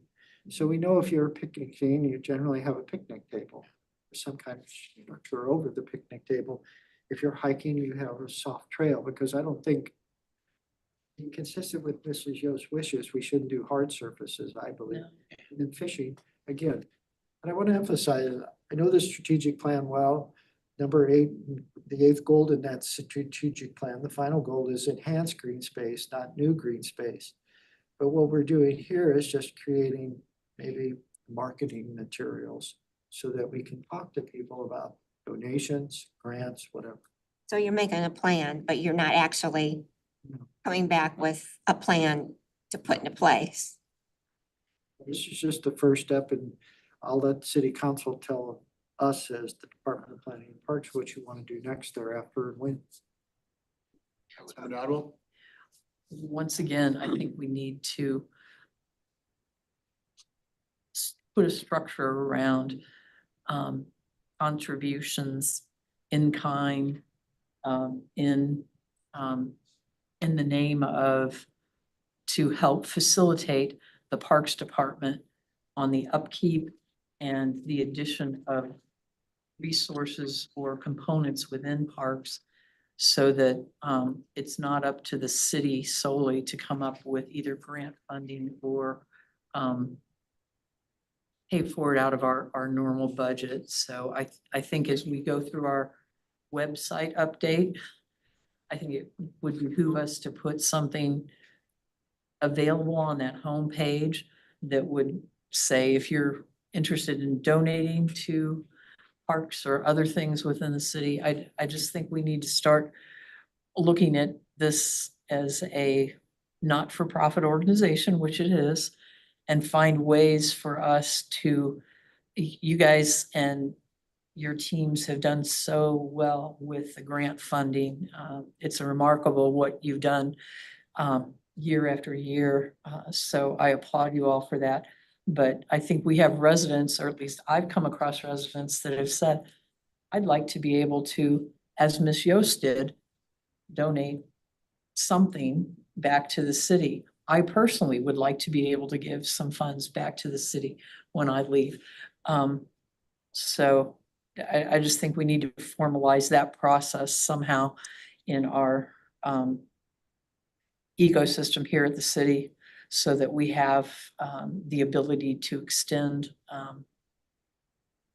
ways that we can fund our park system, and so just personal.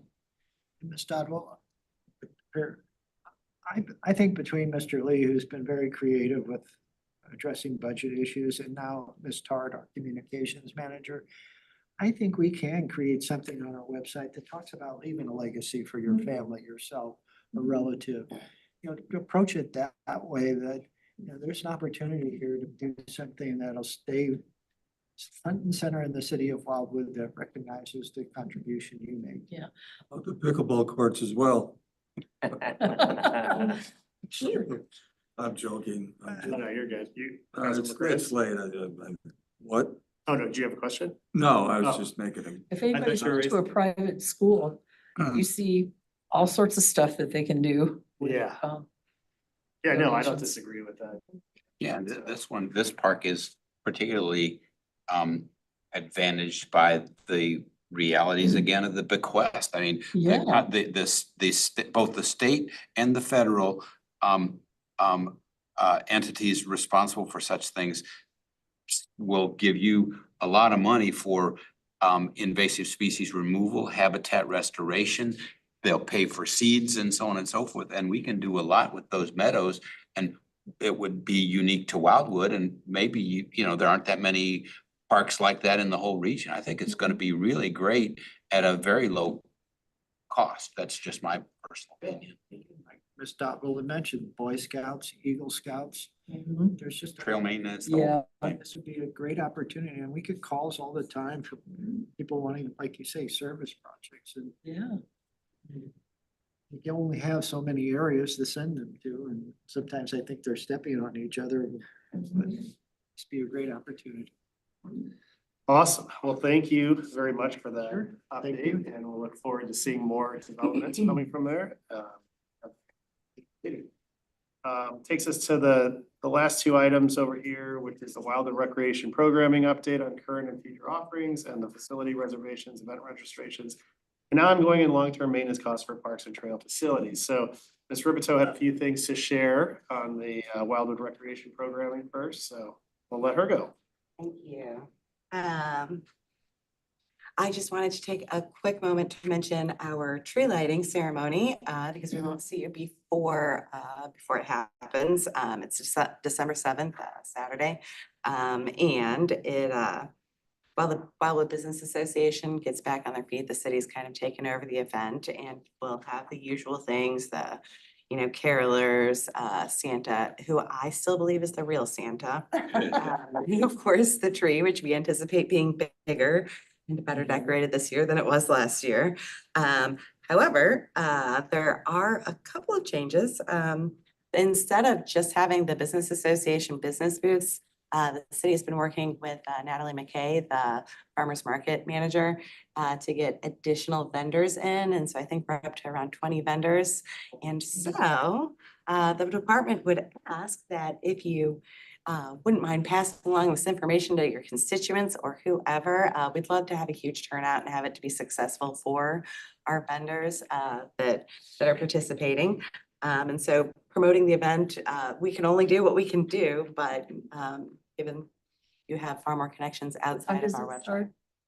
3 to 5:30. What do they pay for a table? The tent? We rent the tents to the vendors. They bring their own tents and tables.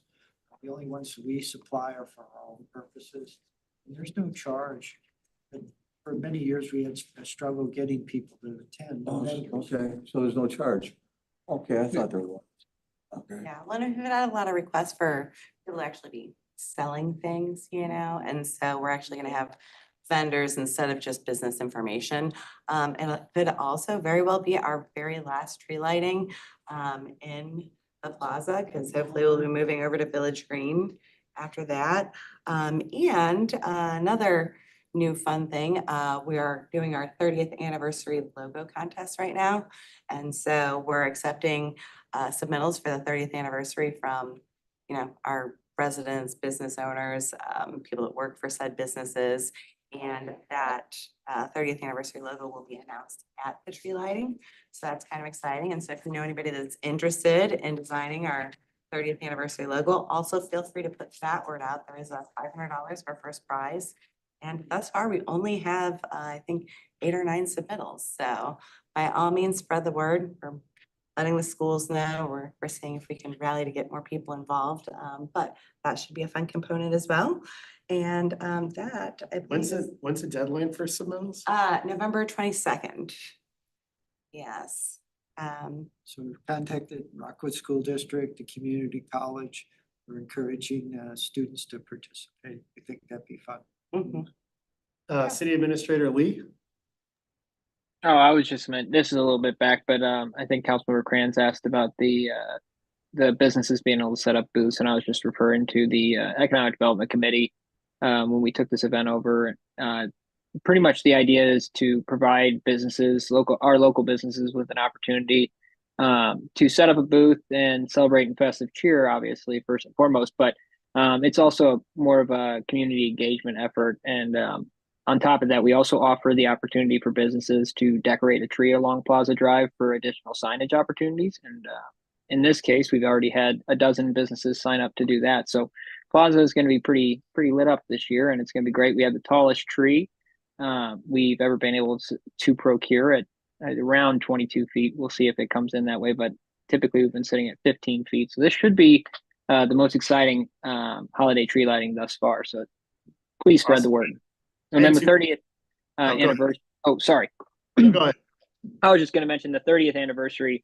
Yes, if we can get that word out there, just because it has to be, it does need to be a Wildwood resident or someone connected to Wildwood to be able to submit it. So hopefully we can get some more submissions. Okay. 2 questions I had related to the vendors. Number one, if we're not charging and all that, which is great, like, do they just show up and bring their table and tent and set up wherever they want, or they have to register with the city first? And then second, like, can they sell whatever food and drink that they want? Or like, if somebody came up there and started selling like shots of eggnog, like, do they need a permit or some kind of liquor license? Or that's how it works? So in this case, they do have to register with the city chair, and in this case too, we typically have a layout assigned. So once we have everyone's information in, we assign them spaces, so it's all organized. Once they get there, they know where to go. Same goes with the trees along Plaza. They're assigned out, so each individual business gets their own tree. They can decorate it and so on. But when it comes to what they're selling, the goal is to have, and that's why we've kind of employed and deployed Natalie, our market manager, to try to get a little bit more of some individuals that are selling more goods. So the goal is to have people come up and it's almost like a holiday market like we had recently, and have things that people could buy for Christmas gifts for their families or friends. So we're trying to move away a little bit from having just business cards being given out for, let's just say, insurance or something like that. More so something, if they're going to be like an insurance company, having it be, okay, you're going to give out cookies, or you're going to have something where it still has that festive cheer involved, but obviously still offering an opportunity to any of the businesses. But they do contact us, and if they were to sell liquor or eggnog shots or something along those lines, they would need a temporary liquor license, and they would need approval from the city. because they would technically be selling that alcohol on city premises. Well, I guess the question is that, the reason I ask is for exactly that purpose, like the community feel, when you go to like the small town square and you're going around and the carolers and you're eating cookies and getting whatever. People might want a eggnog or hot chocolate with a shot of whiskey or something, I don't know, but I'm just saying, maybe just me, but,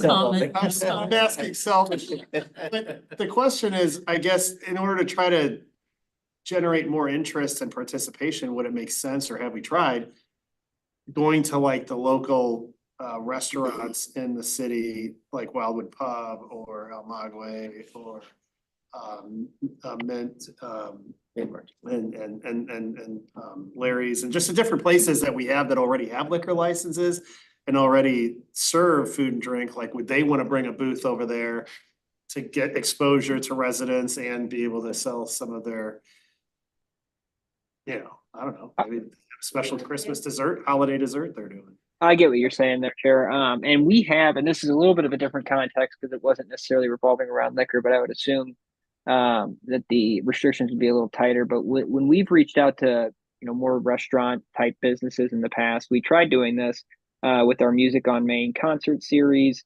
and just some of our larger events, and trying to get our local businesses more involved so residents didn't have to travel to the business. They could bring the food to them.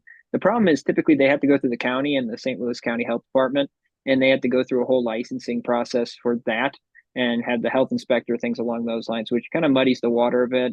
Typically, they don't want to go over that threshold to participate in be just one or two events. It is a little bit of a strenuous process. But Joe, do you have a little bit more info on that?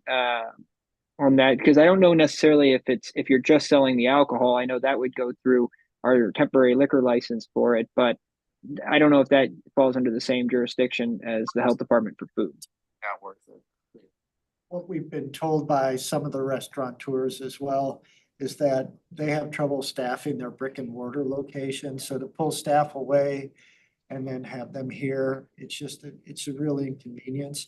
And the other thing that we did with Ms. McAvoy, our farmer's market manager, is she's actually handpicking who's going to be here from the list of 80 plus vendors she's used.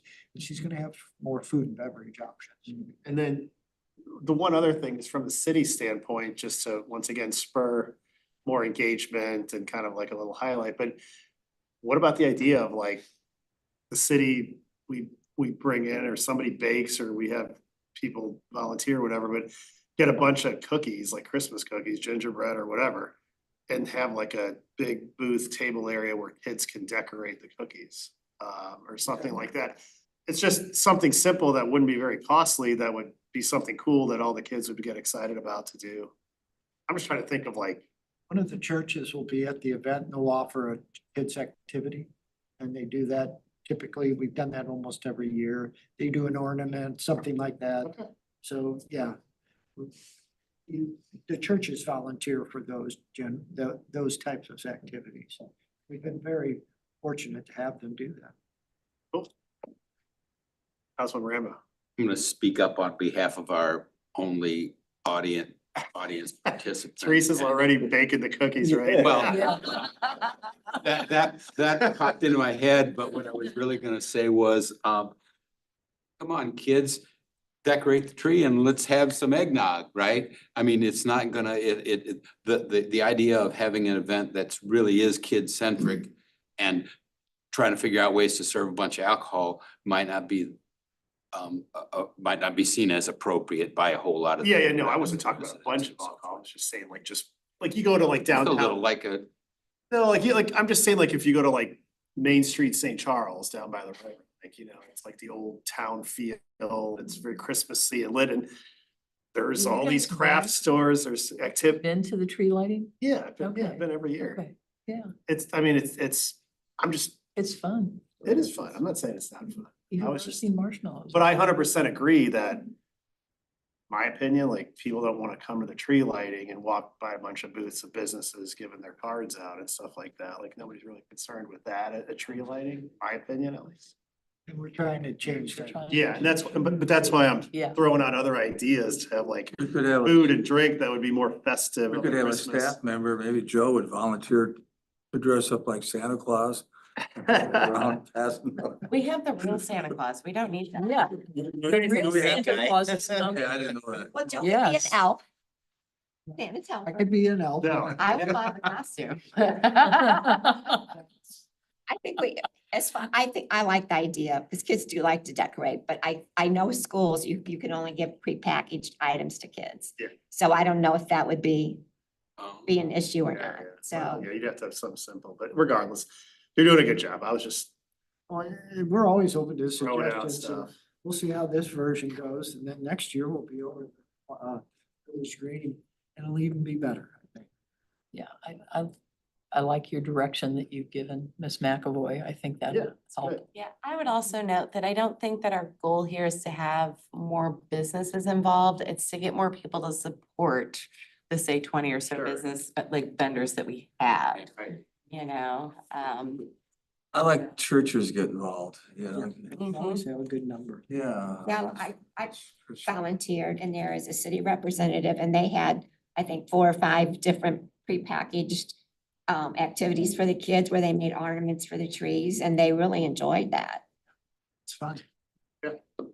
Awesome. Well, thank you very much for those updates.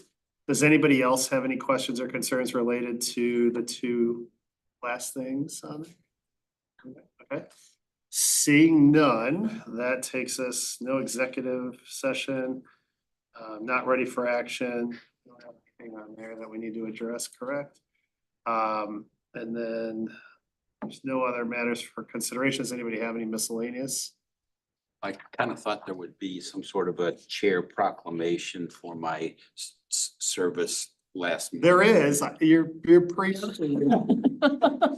was gonna thank Councilman Rambo. Aw. Superb job. I had That's right. numerous residents email me. They didn't participate. Thank you very much for your service. That was very helpful and That was appreciated. totally a joke, so. Yeah. It was great. Thank you again. That will take us to our next meeting, which is Tuesday, December 17th, 2024. And we'll be looking for some of those action items to take a look at that point. And without that, I just thank Motion to adjourn. Motion to adjourn. Well, I was gonna say thank you very much for your participation and for everybody providing feedback in the meeting. We've got a motion on the floor to adjourn. Do we have a second? Second by Councilman Mabry. All in favor of the motion, please say aye. Aye. Aye. Any opposed? Any abstentions? Stay. Everybody enjoy Thanksgiving with their family.